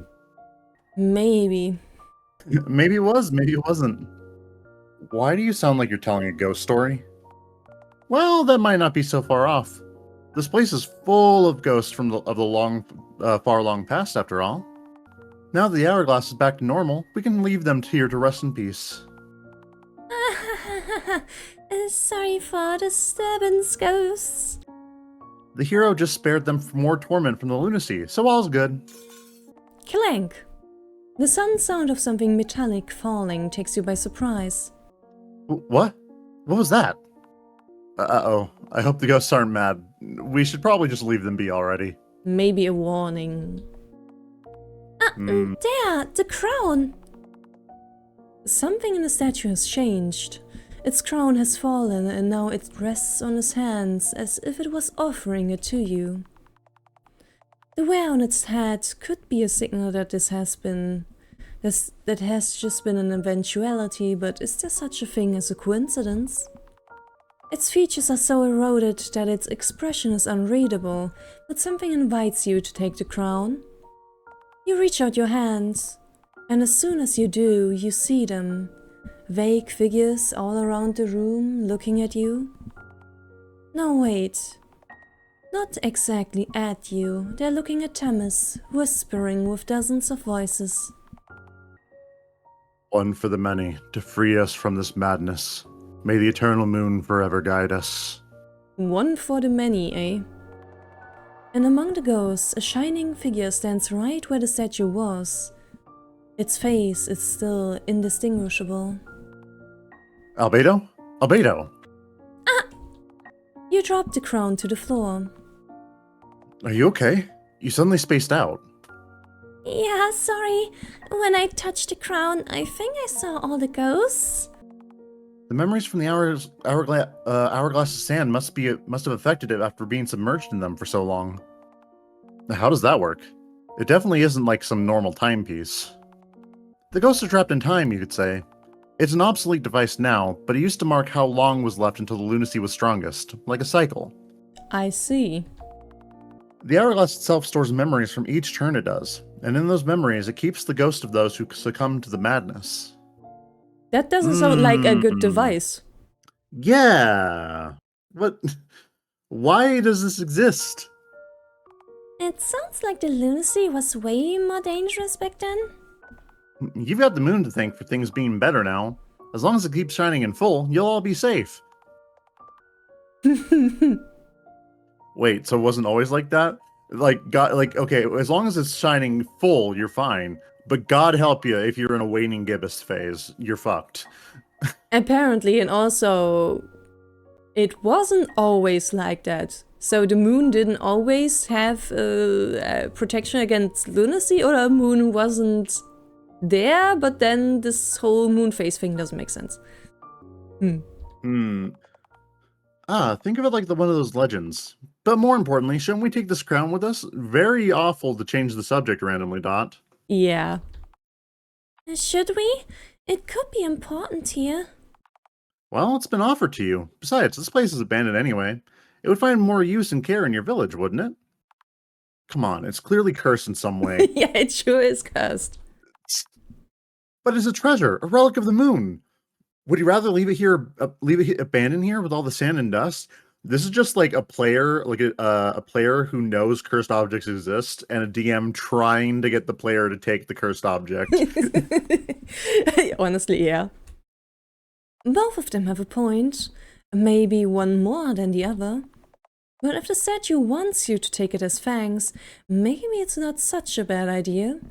It seems like the ghosts looking at Themis were also expecting something.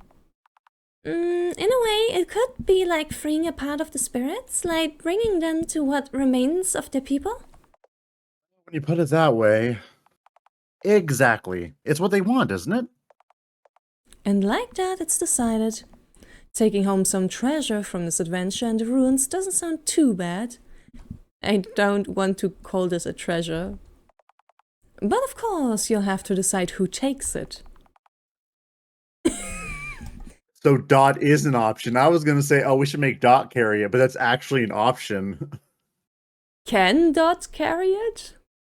I mean, I imagine she can, but if we're still doing like the do nothing route, we should have Themis take on the burden of the crown. That's true. I suppose we'll just see what happens. Let it ride. If it's so important, maybe Themis should carry it. It's what the ghosts seem to want too. Oh, that gives me the shivers. Thank you. That's the scariest thing I've heard all day. Thanks you.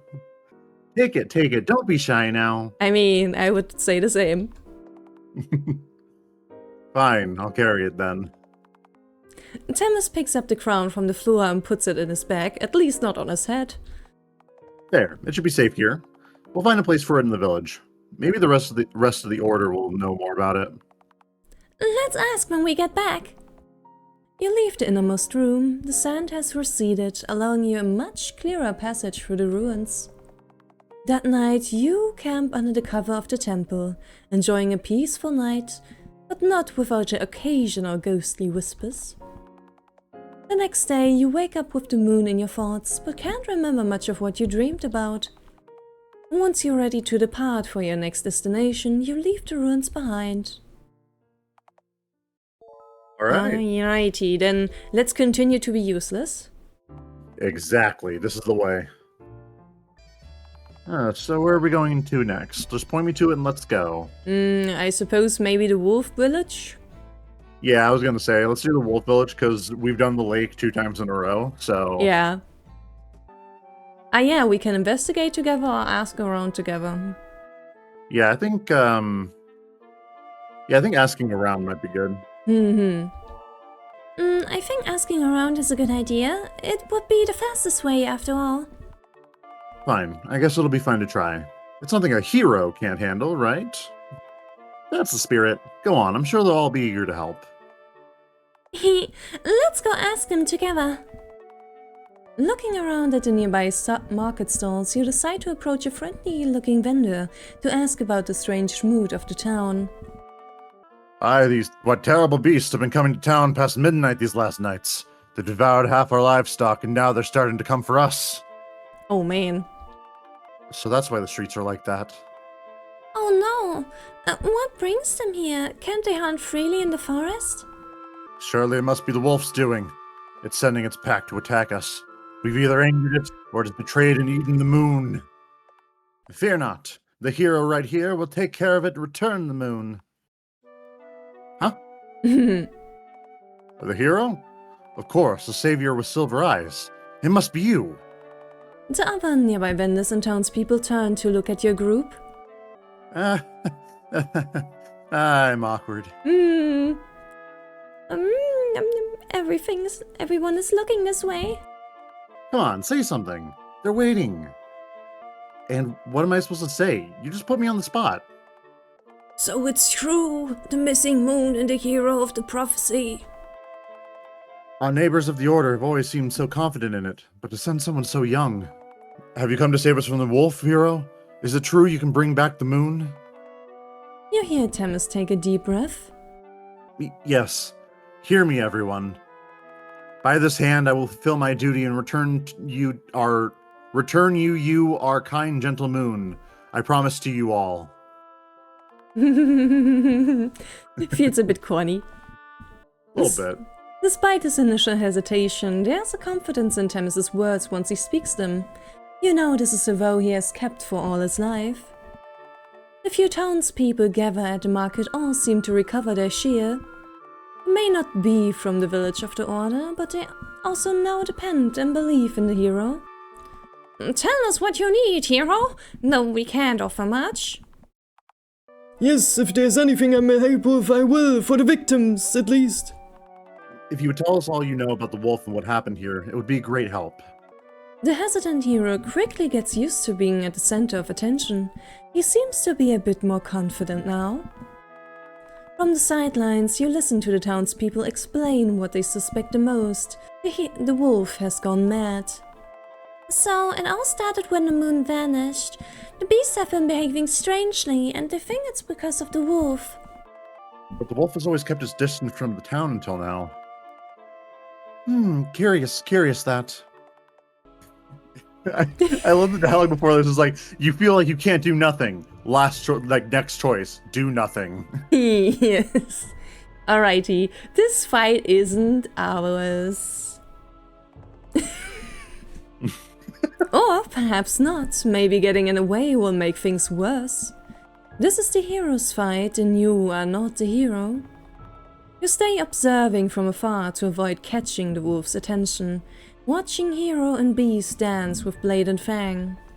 It brings you back to the training sessions where you would stay and watch until lunchtime arrived. Well, I'm glad you don't feel the stakes. Yeah, she's just sitting, like, Albedo's just sitting back there on, like, a lawn chair with popcorn, like, yeah, Timus, get him! Pretty much. Tennis sparred with the instructors only with wooden props at first. Later the wood was replaced by steel and the instructors by arcane beings not so different from the wolf. It feels a lot like back then, but this time the fight is real. It's only a matter of time until one of the two wears the other out. Stopping it will be impossible to do without hurting the wolf, and Themis knows it. The blade clashes with fangs and skin, leaving superficial wounds. The blood vaporizes and spreads all over the clearing, enveloping them in a red haze. Yeah. And at one moment there's an opening. Themis leaps at the opportunity, placing a hand on the wolf's forehead. The dark glimmer erupts from the gemstone like a dark mist and quickly envelops Themis' body. Oh, I suppose we really did more harm than good last time, eh? Yeah, we really just, like, made him take more damage because he had to jump in to protect you. Oh man. And then it fades. Themis steps back from the wolf, but it seems the attack has ended. The wolf slowly collapses into the mound of flowers, with eyes finally clear of madness. But suddenly... Of course. Once again, when the dark glow vanishes, Themis falls on his knees. This time, the pain seems stronger than before. Themis, is it a lunacy again? Yeah, it's the same feeling, like my head's splitting. Don't worry, it'll go away in a moment. It's temporary pain. Oh, so this dialogue's the same when you're doing this anyway. I mean, it's smart writing. Yeah. I guess we'll see if if this is now different. Yeah, we'll have to say. Only one more guardian to go now. How are you holding up? It's fine. I can handle it. This is nothing. Hang in there, hero. We're almost there. Themis quietly nods, but something definitely doesn't look okay. Are you sure? Is anything worrying you? Does your head hurt again? No, it's just... I don't know. I keep being called the hero, but I haven't even done anything to deserve it.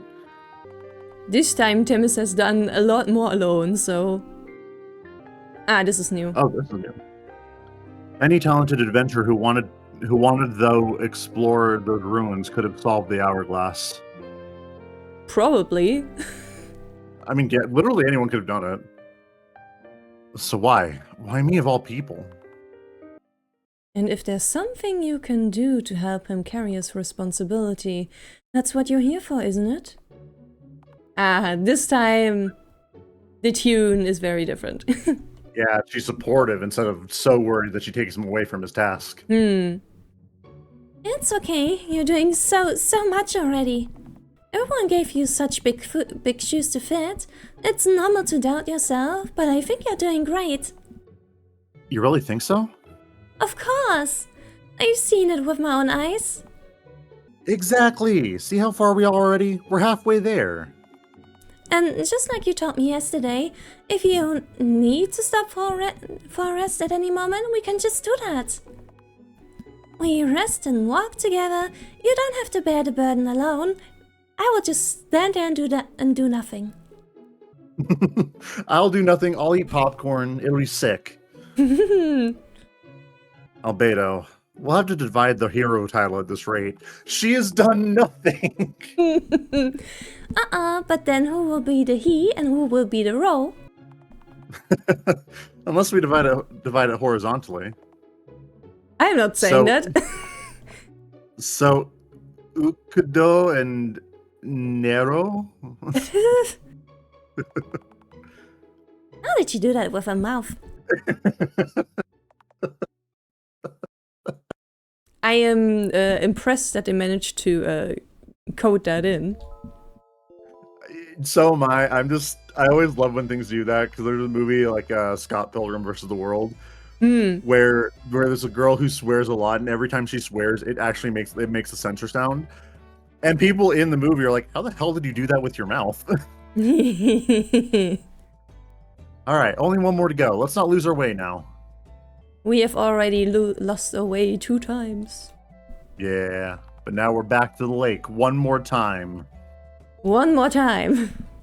I suppose we got the early bad end? I guess. We got ending 3, which is basically us saying, hey, by the way, fuck this. We're not doing this anymore. Well, now the big question, what is our dream? Yeah, that's the thing, is that if we don't have any, that's kind of like, that would kind of fit, but then I guess her only aspiration is to help Themis, and he does end up, or Albedo does end up helping him regardless. But maybe just to see something different, we can say we don't have any. I suppose. I will keep this in a separate save too, Okay. so in case it's important later. Yeah. You have none. Yes, that's right. Deep down there isn't anything you want to do. Walking is too tiring, and even thinking feels heavy. Oof. Oh, well. Perhaps letting yourself go, drifting in the current of a dream would be for the best. Surprise bad end?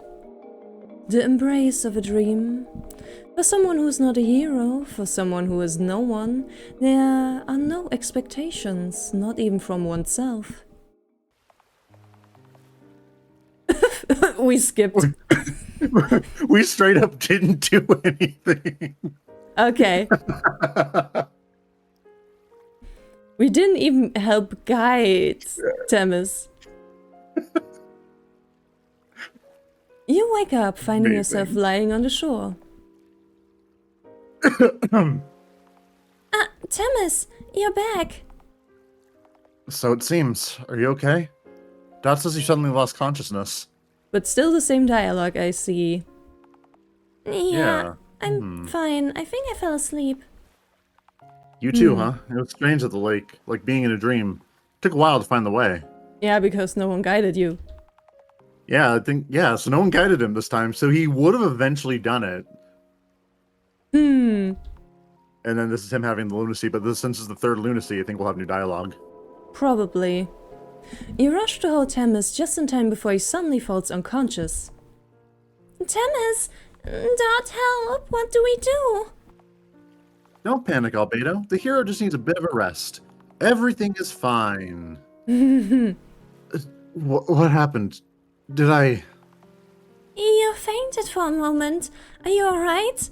It's the lunacy again, isn't it? I think so. My head hurts. Take a breather now, hero. You've done well. You sit down for a moment to dry Themis's clothes while you rest. With the help of some handy magic, it is wearable again. Glad you're alright too, Dot. Silly hero, don't worry about me. Worry about yourself first. Summit.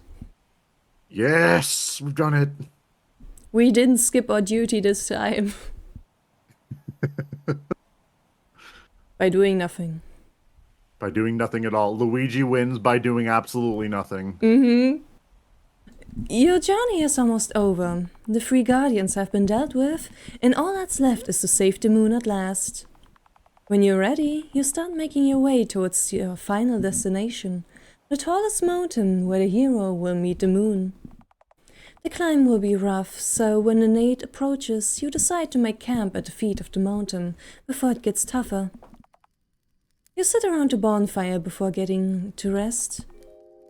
So close to the end now. But even if you're nervous, remember not to go to sleep too late, alright? Will do. I do feel a bit tired today. Good. I'll go make sure there are no hungry beasts around meanwhile. Dot flies off to circle the camp. Themis is looking at the bonfire deep in thought. This will be the most decisive moment for him.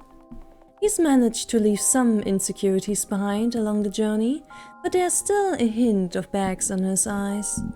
The effects of the lunacy, you assume. It will be alright, you see. Let's get a good rest, and tomorrow we'll be ready for anything. Yeah, almost there. I'm not worried about filling the shoes of the hero anymore, at least. But I was just wondering, after this is over, Who am I gonna be? Good question. Hopefully in happy retirement.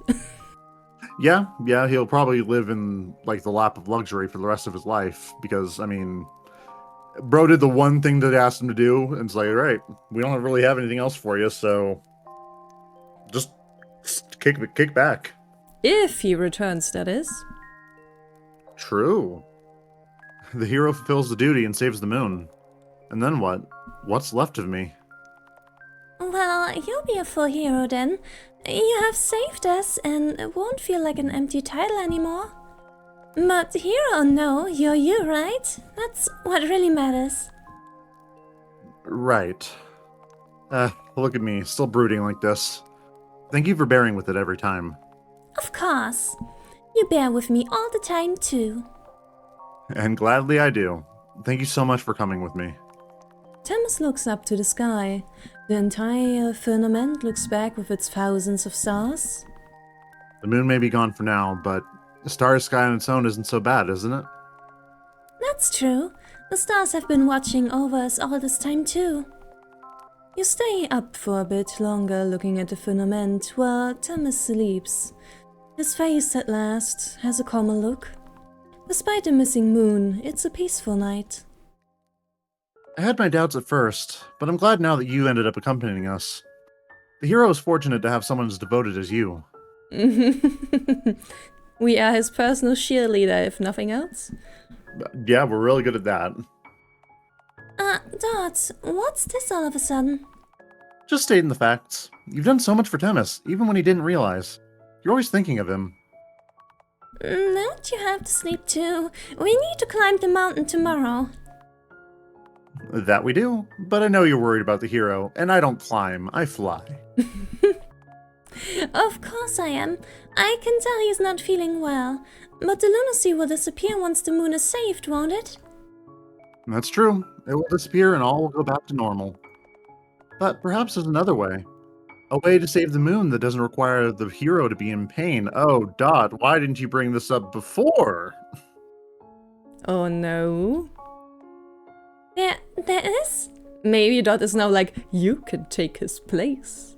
You could take the lunacy. And die. There is. If you want, it can be done that way. But how? What way are you talking about? Thames is the only one who can save it, isn't that right? Don't worry, Thames will still be the hero, of course.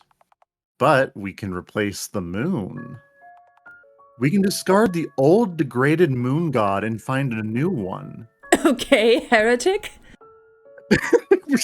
Overthrow the moon? Why not? Sure. Let's find a new god to worship. Like, for example, me! You. Become the new moon, Albedo. Oh yeah. I guess Albedo can be a goddess. I mean, I guess it's cool. Let me guess, she doesn't get to hang out with the other people anymore then. Yeah, she'd be a giant rock in the sky. That's pretty cool. Become the moon? You'll be a pure, newborn moon. You'll even be able to take the hero's lunacy without suffering the same consequences. And you'll be easy to manipulate. True. He can complete the journey and still be the savior everyone knows and loves. Doesn't that sound just perfect? It sounds perfect until, like, he has to tell them, like, yeah, so we replace the moon with a new one, and then he's crucified for heresy. I mean, if he just keeps quiet, but then people will hopefully ask what happened to Albedo. Yeah, it'd be kind of fucked up if they just didn't ask, like, oh, hey, cool, you're back. What happened to that one girl who was with you? Whatever, what was her name? Like, Aljado or whatever? Anyways. Is that possible? A way to save Thames and make his journey easier? Become the moon, Albedo, and watch over the hero. Just say the word, and I can grant you this wish. Sure, what the hell? Why not? We'll become God on the night before the journey's over. It's like, anyways, I'm going to change our whole game plan. I'm going to be God now. Have fun. Why not? What could go wrong? If doing this will let you take away Thames' pain, you would become the moon 1,000 times over. I'll do it. I'll become the moon. Good, good. You're going to be a great moon. I just know it. What do I have to do? I'm just I'm just thinking, I don't remember if it actually said that that Themis went to sleep. So he's just awake hearing all of this. That would be a bit terrifying.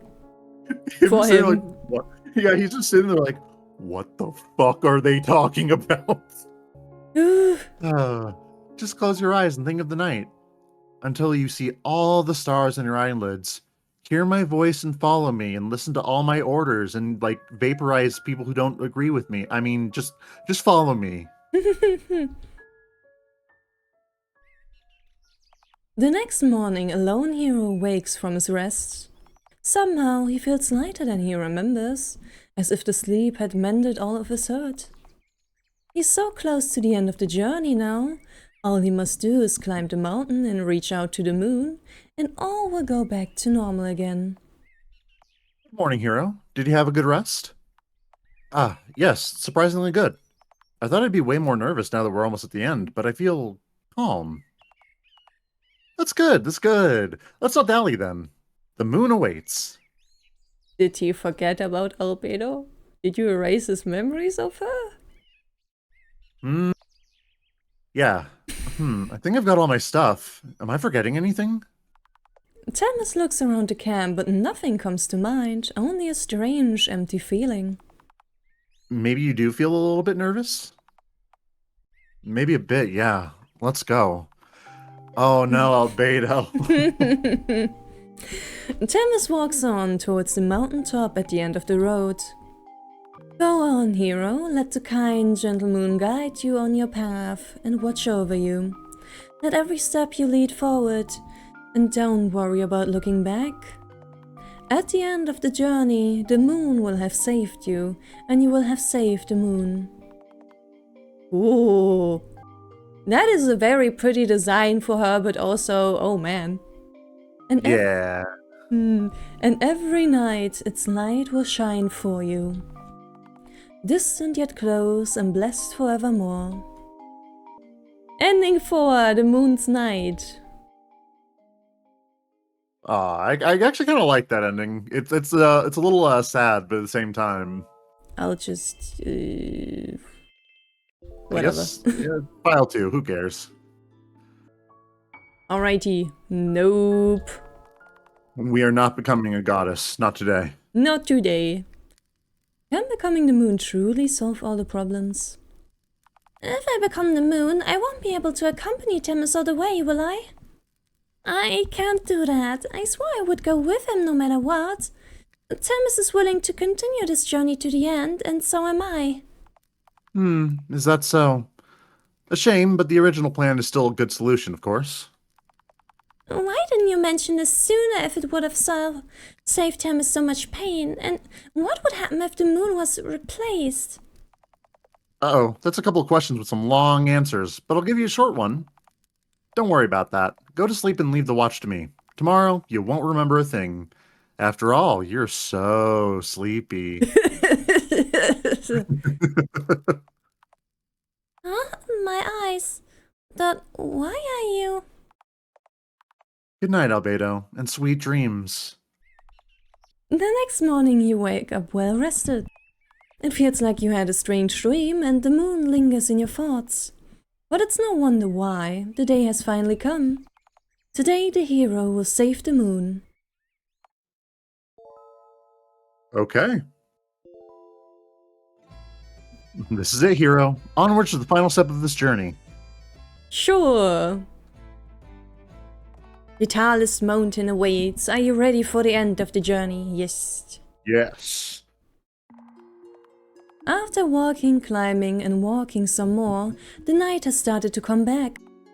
You're exhausted and the only thing that keeps your aching muscles moving is the inertia at this point. But you're almost there. You need to be there to share Themis on. You finally arrived at the mountain top. It's so high up that you can barely see more than clouds blurring the horizons below, and the stars above clearer than they have ever been before. In the middle of it all, a halo crowns the mountain. Here we are. It's the highest point. Go on, Themis. You've got this. Themis smiles, taking your words to heart once more. He's also exhausted, but after a deep breath, he steps forward. From where you're standing, it almost looks like the halo is surrounding him instead. At the very top of the mountain, there's a headstone, a nail buried with no name. One for the many to free us from this madness. Alright, what do I have to do? Just offer a prayer to the moon and reach out your hand. After this, your mission will be complete. Very well. Themis kneels in front of the headstone and does as Dot says, reaching out towards the empty sky. Suddenly, the halo erupts in purple flames.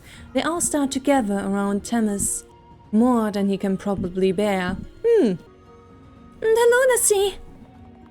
And when all the flames have finished disappearing from the sky, a familiar brightness appears. It's done. The moon is back. You've done well, hero. Your job is now done. Thanks to you, the moon is back to its rightful place. You can rest easy now. Yeah, he doesn't look, good. Yeah. What about the lunacy? It hurts. The lunacy is now in the best place it can be. Now the moon can banish it properly. She will grant you the kindest, gentlest end and make it disperse in the darkness of the night. Great. Ah, cool. Huh? Wait, Themis. But as you're about to run to Themis, you hit an invisible wall. What are you doing? Just wait a moment, alright? This has nothing to do with you. What are you saying? Of course it does. Let me out. But Dot ignores you. It's true, even if the lunacy disperses now, it'll eventually gather once more. But that won't be until very, very long from now. It won't come again in your people's time. And when it does, the prophecy will just have to be written again, and another hero will come claim their glory. This has happened before. How many times? Who knows? It's been so long, no one is left to remember. Aren't you happy, hero? Now you don't have to worry about what comes next anymore. You'll live on as the savior of the night. Awesome! I see. No, don't listen to her, Themis. Oh, this art is actually really good. Yes. It's alright, Albedo. This is what I came here to do, isn't it? The hero was doomed from the start. Indeed. Unless Albedo becomes the god instead. True. No matter how you hit the barrier, neither your staff nor your magic are strong enough to break it. All your efforts are in vain. But even so, you can try to make yourself hurt. You decide to... Well... Ooh. Well, we've been lazy so far. Then be lazy once more. One more time. Alrighty, let Themis fulfill his duty. If that's what you really want, what you think is right, I can't stop you. Even if those are excuses, it's not like you can break the barrier to go help him. No, maybe that in itself is also an excuse. Thank you, Albedo. Thank you for accompanying me. For not letting me do this alone. At least this way, I can say goodbye to you. Themis turns to the fairy.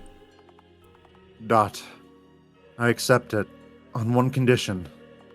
Please, bring Albedo back safely. Help her get home. Sounds fair. As my thanks, I'll do that for you. The moon glows brightly. In front of it, a figure descends, ethereal and adorned like the statue you saw in front of the hourglass. A blinding light engulfs the area, but you don't want to avert your eyes. You know that as soon as you do, it will be the last time you will ever see Themis. The wave of light surrounds all your senses. but a voice reaches your ears. Goodbye, Albedo.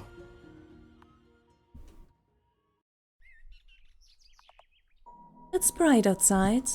The morning has come, but you don't quite remember how you got into bed in the first place. Your whole body hurts from your eyes to your toes, like you've experienced all of the 4 seasons of the year all at once. You disappeared for 4 days, they tell you. They thought you had been taken by the darkness of the night. After many prayers, you appeared collapsed right at the village entrance, along with the return of the moon. Oh man, so they also erased Themis's existence? Oh, yeah. So, like, first her Albedo's existence was erased. Now this one's erased because otherwise, how would this be able to happen so many times without anyone being aware of it? Yeah. You feel very, very empty, like more than just the past 4 days of your life have been torn from your very soul.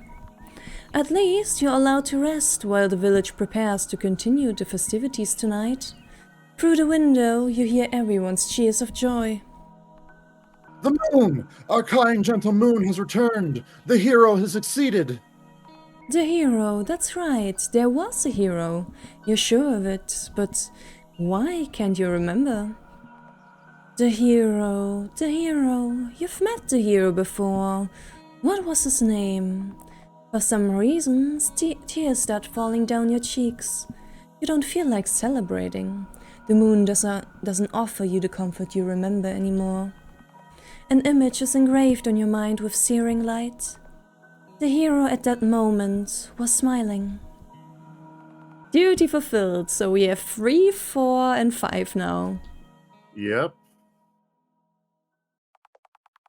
So now I wonder if we try to break through the barrier. Let's see what happens then. Yes. Yes, we're aware. We're aware of all these situations, Dot. If that even is your real name. No, truth be told, Albedo becoming the goddess is technically the better ending for both of them, since they both continue to live. Yeah, really. Because he just goes up, he offers lunacy, but he doesn't die, because it just means that the new moon can just hold on to it. Yep. I suppose that's why Dot calls the current moon old and meh, because it can't do that anymore without killing.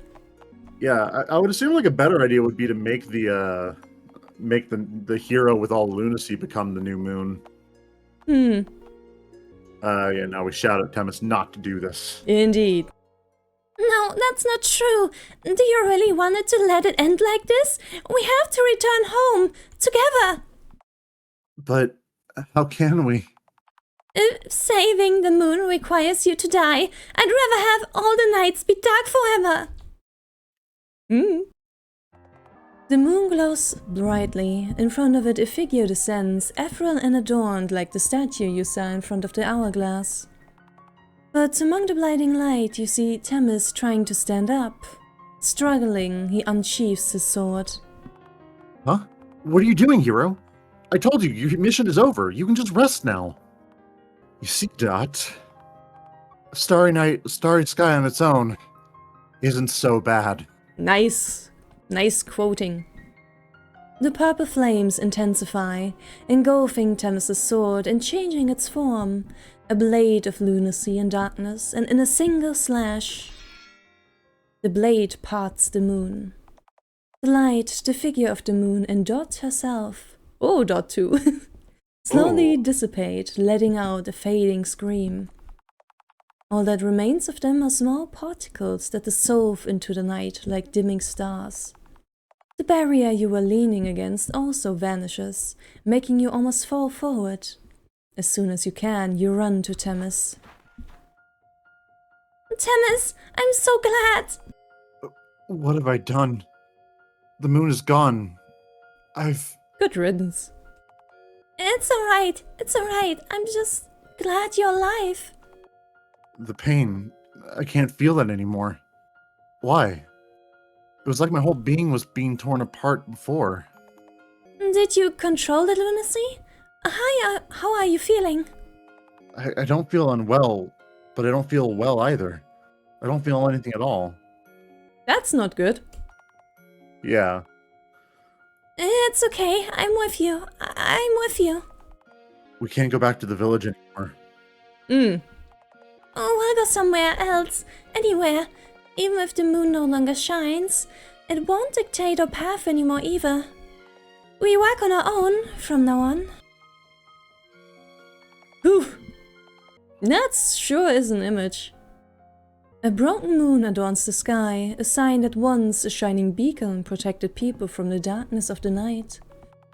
Now the nights are fraught with fear and peril. The madness slowly affects all and any, twisting even people into uncontrollable monsters. But from time to time, rumors say of mysterious travelers that go around dealing with the dangers of the night. They disappear as fast as they come, but whenever they go, they are hailed as heroes. No, we're not heroes, You would say. You wander together looking for something, anything at all. Long hair suits them both very well. Oh, absolutely. A place to be, a purpose, a fragment of a feeling you can gather for the hero who broke the moon. Ye broken moon. All right, we've gotten 3, 4, 5, and 6. Where's 1 and 2? I have no idea. There has to be an ending in which Albedo gets to touch gathers the lunacy, right? There has to be a way to do that. Because before, like with the wolf, what ended up happening there is that she distracted the wolf, and that made everything worse. But maybe instead she could defend him. And then with like the hourglass, she can help like pull the lever instead of actually doing anything else. Yeah, you mean that doing weird stuff with magic is probably not the best thing, but to directly help. Yeah, directly help instead of trying to do magical solutions. Might be a way. And like God knows I can't find any walkthrough on how to do it, so we're just gonna have to go based on what we think. Oh god. But yeah, there's gotta be another hidden path. Oh, absolutely. And there's gotta also be a reason why we're getting so many choices for the confrontations. Yeah, it's just hard to tell like how they all fit together, because like this one makes sense, because if you don't let the hero do everything, you're like, okay, I'm worried, we can't do this, we gotta leave. If you let him do everything, we get to that point. But that does 4 endings on its own. Okay, last time we did distract the wolf with a magic spell, and this time cover for Themis with a magic shield? Yeah, that way you're helping him, but he's still the one doing everything. You're not like trying to take it on yourself. Alright. Oh. You run to Themis' side. In a quick, firm gesture, you lift your cane in front of you. You envision a net, like a spiderweb crafted all around the two of you. The magic solidifies, and the wolf's attack is stopped in its tracks.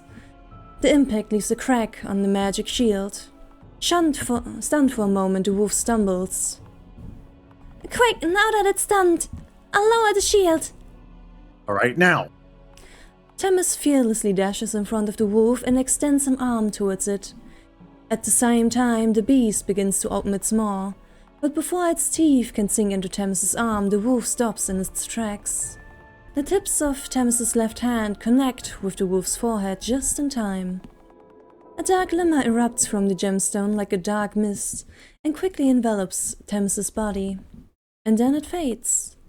Themis steps back from the wolf, but it seems the attack has ended.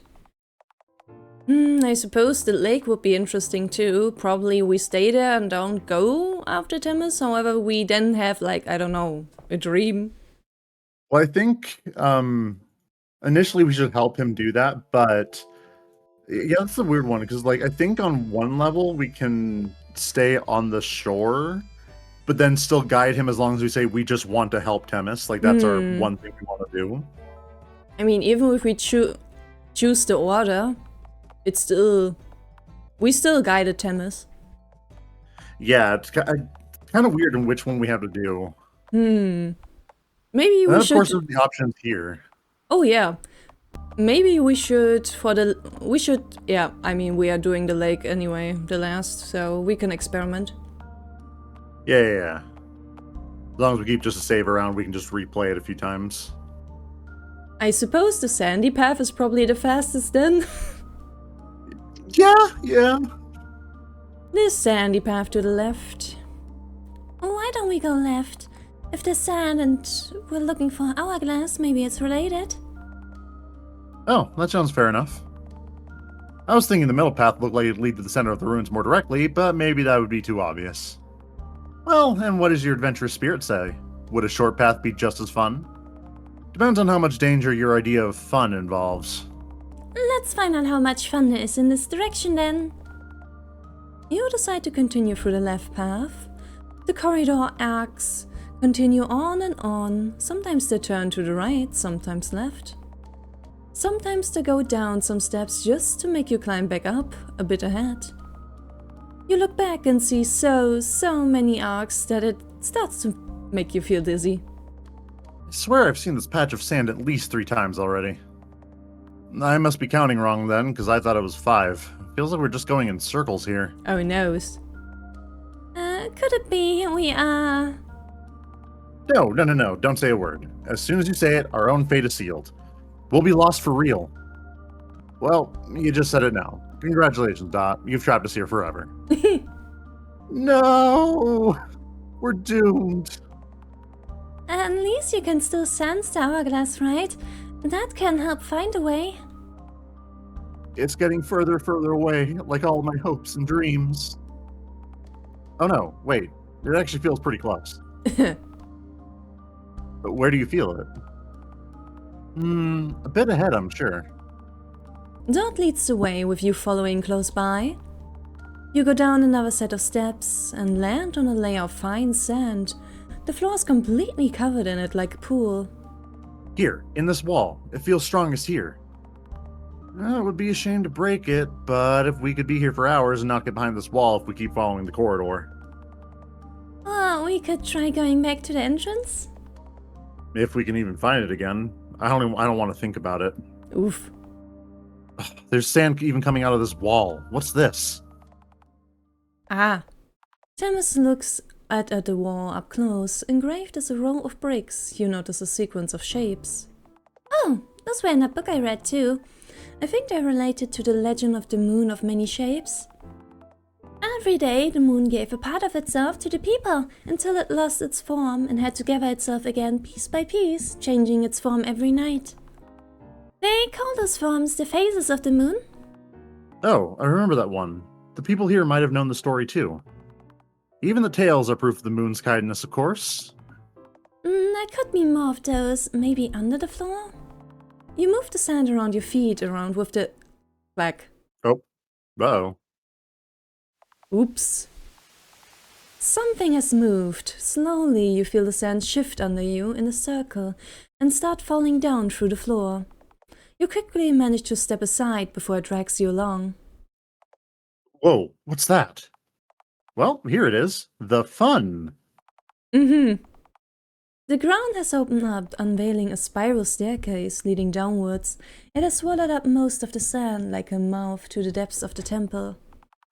I don't know, I think I activated something. Let's try going down. With some luck, it won't be a trap. I think the dark thingy really was the fastest way. Yeah, because all roads just lead back here. Apparently. You follow Themis close by, illuminating the dark staircase with the help of your lamp, descending the steps carefully so as not to slip on the accumulated sand. The floor below is a corridor that continues past where the wall and the floor above was.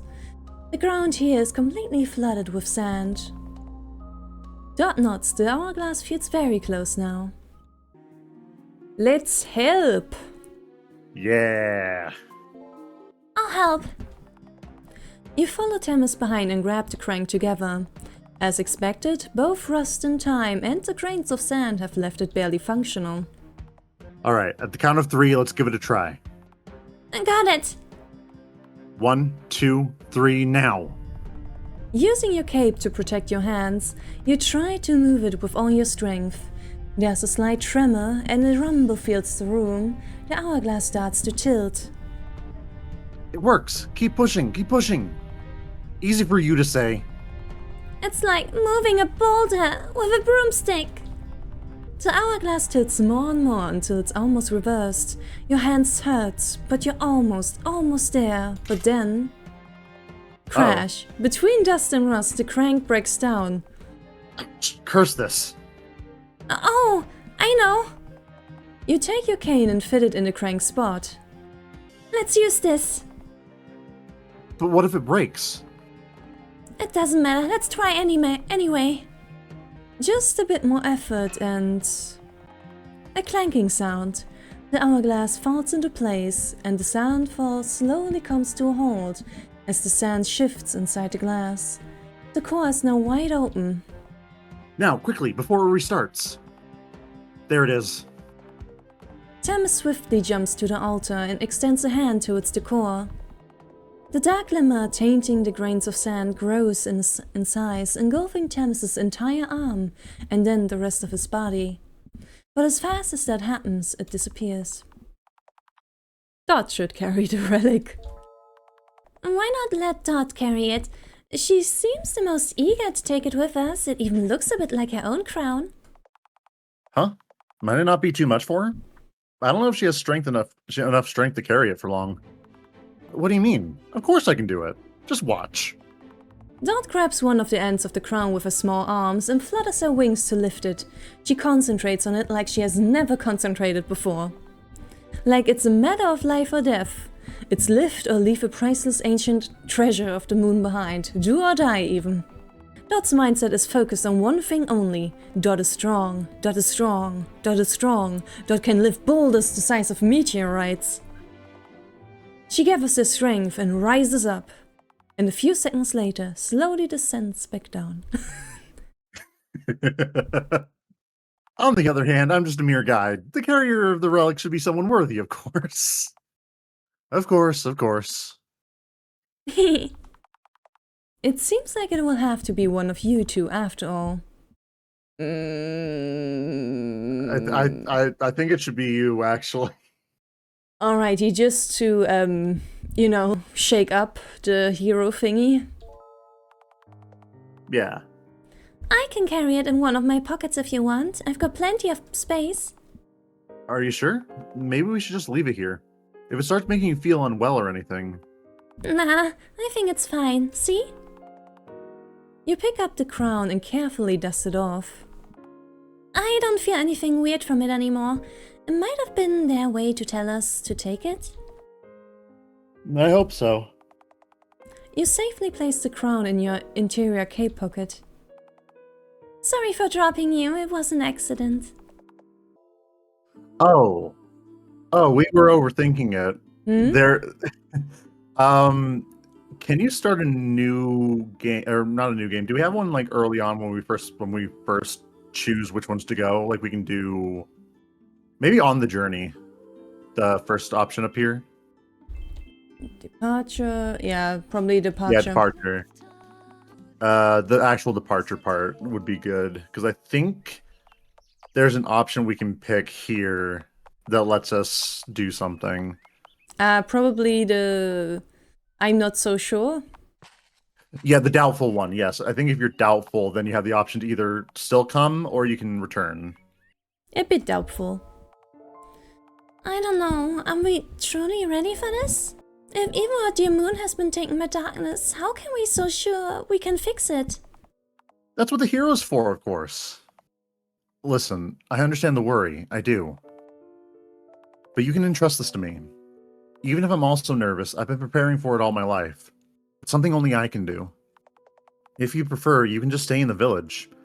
I don't want you to feel obligated to accompany me. I don't want to put you in danger. I don't know. Should I?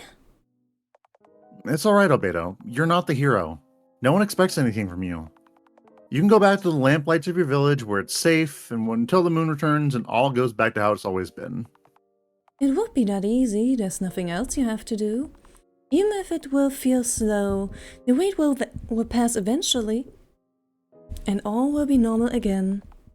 Perhaps you should return to the village. Yeah, just leave. Peace. Peace out. Be less than useless. The fairy is right. You are not a hero. You don't really have to go on this journey. Maybe you're right. It's not like I can do that much either. I wouldn't want to get in the way. Don't worry, all you have to do is trust in the hero, and I'll be there all the way to guide him too. I'm glad that you thought of coming with me, though. If you pray for me, I'll succeed for sure. I know I'll feel your presence with me, even far away. I will. Every task without fail. Be safe and come back soon, okay? I promise. And so you decide to stay behind. You watch Themis depart, his back becoming smaller and smaller in the distance, and you see him turn around to wave at you from time to time, until you can no longer distinguish his figure. Alone, you return to the village and to your daily life. The days are long and the nights tenebrose and even longer. Every evening, after the sun buries its light and warmth under the horizon, you lift your gaze to the sky in a plea. And on the fourth night... The moon! Our kind, gentle moon has returned! The entire village rejoices. The moon once more adorns its spot in the sky. The hero has succeeded.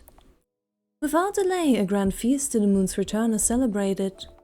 And among the cheers and joy you wonder, who was it, this brave hero who saved us all? Ah, ending one and early return. Even so, you want to go. A dangerous journey is easier in company, and you would rather not leave a friend on their own, no matter how prepared. No, even if it's hard, I can go. I want to go. The moon has always protected us all, hasn't it? It's only right that I try to repay that too. I may not be the hero, but you shouldn't have to do this alone if I can help. I thank you, really. You being here means a lot.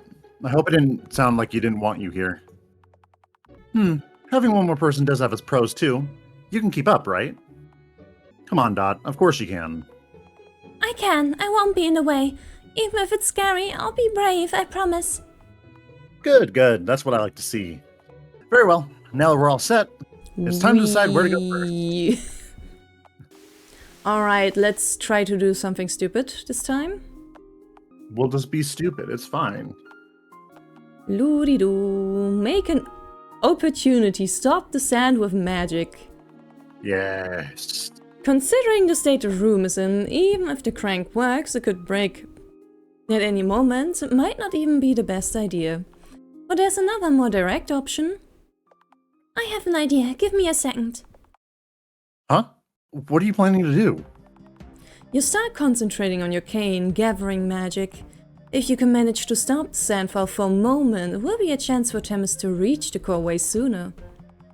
Once you've gathered enough energy, you hurl it directly towards the wall of sand around the device. Like a cut through the air, the sand parts, leaving the core exposed, but the magic doesn't stop there. Crack. The blast hits the glass, making a crack appear. The rest of the sandfall stops. Oh! A strange, dark breath comes out of the crack like smoke, and suddenly... Oopsie. Uh-oh. A blast of sand breaks it open, shooting right towards you. You can't dodge it in time. From under the sand, you hear your companions' muffled voices. Oh no, Albedo! Quick, hero, now's the moment! If you touch the core now, it'll all stop. Fine. You can't tell what's happening much while you struggle to get up, but soon you feel the weight of the sand covering you start to disappear. You manage to get up, right in time to see Themis on top of the altar with his hand touching the core. The dark glimmer taints the grains of glass. The ghosts. Probably the people who were sacrificed before? Probably. That's why they're like, okay, here comes another one. That's why they're looking at him. Not really expectantly. It's just like, you're going to join us. Yeah. It's probably why they had purple eyes, because that was the lunacy that overtook them. Here it is. Yes. Nice. See, I've been thinking of something. What is it? And just for editing you, I can just say, this is where we actually got ending 2. Holy shit. It only took a bit. It only took a while. I think you should go back. Huh? You saw what happened back there yesterday. If things had gone differently, maybe you wouldn't be here anymore. Oh, what are you saying? I'm here, am I not? It's all fine now. No, it's not fine. You know that. Maybe you came out alright this time, but what about the next? You can't have forgotten what happened years ago, too. You almost lost your leg back then. It could get so much worse than that. But my leg has mostly recovered now. That could happen to anyone, even to you. If I'm in danger by going on this journey, then so are you. No, because this is my duty. If I have to go alone so no one else gets hurt, I will go alone. You really don't want me to come? I just can't bear to see you been hurt again. Please, just go back. I like during all this serious stuff, Dot's just sitting there like, yeah, tee. She really has that kind of expression during this, huh? It's so funny. Themis barely looks at you. Even if he means well, why would he disparage your determination like this? After all the courage you have gathered? A feeling overcomes you. Anger, sadness, or perhaps disappointment. But you know Themis well. As much as he can't face you, you find it hard to face him too. Fine, I'll go back. I'll wait back home. You turn to look at him one last time. Take care, Themis. You leave the hero behind and walk away. Don't feel bad, hero. This is not her journey. It's yours. You've still got a way ahead.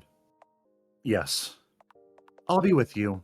I'll guide you to the moon and all will be fine again. Yes, it will. That's how it has to be. The hero will continue at any cost. The hero will save the moon at any cost. Oh man, all these CGs with Oda. The hero... Days pass, life in the village is mostly the same as always, even with the missing moon. But it's alright. As always, no one expects anything of you. Unlike the others, you wait for the moon to return. 4 days have passed and the moon is still nowhere to be found. Interesting. Yeah, this time he didn't succeed. But it's alright, a hero has been chosen. On the 5th day morning, a hero departs from the village to bring back the moon. You don't know him much, but you gather with the rest of the villagers to send him off. Luckily he won't be alone. An envoy of the moon, a small fairy pale like the clearest moonbeam, will accompany him on the journey. For a moment, as you wave them goodbye, you feel like something about the fairy is a bit familiar. But perhaps you're just starting to really miss the moon. Jeez. So he probably died before reaching the destination on the mountain? Probably, yeah, because before he was able to like get through it because he had Albedo there to tell him to rest, to kind of keep going, or to power through. But this time we just had Dot saying, no, it's fine. Pain's part of being the hero, and he just could not handle it after a while. And I suppose he probably also feels extra bad about how he treated Albedo.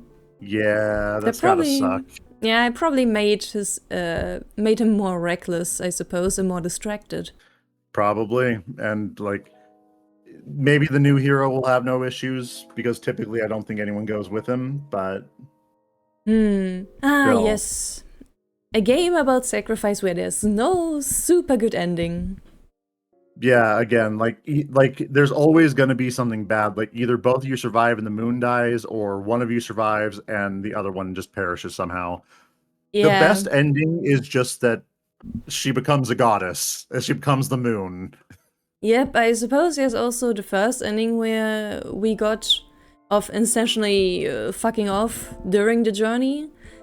But then Themis is also affected still by the lunacy and will have to suffer for it.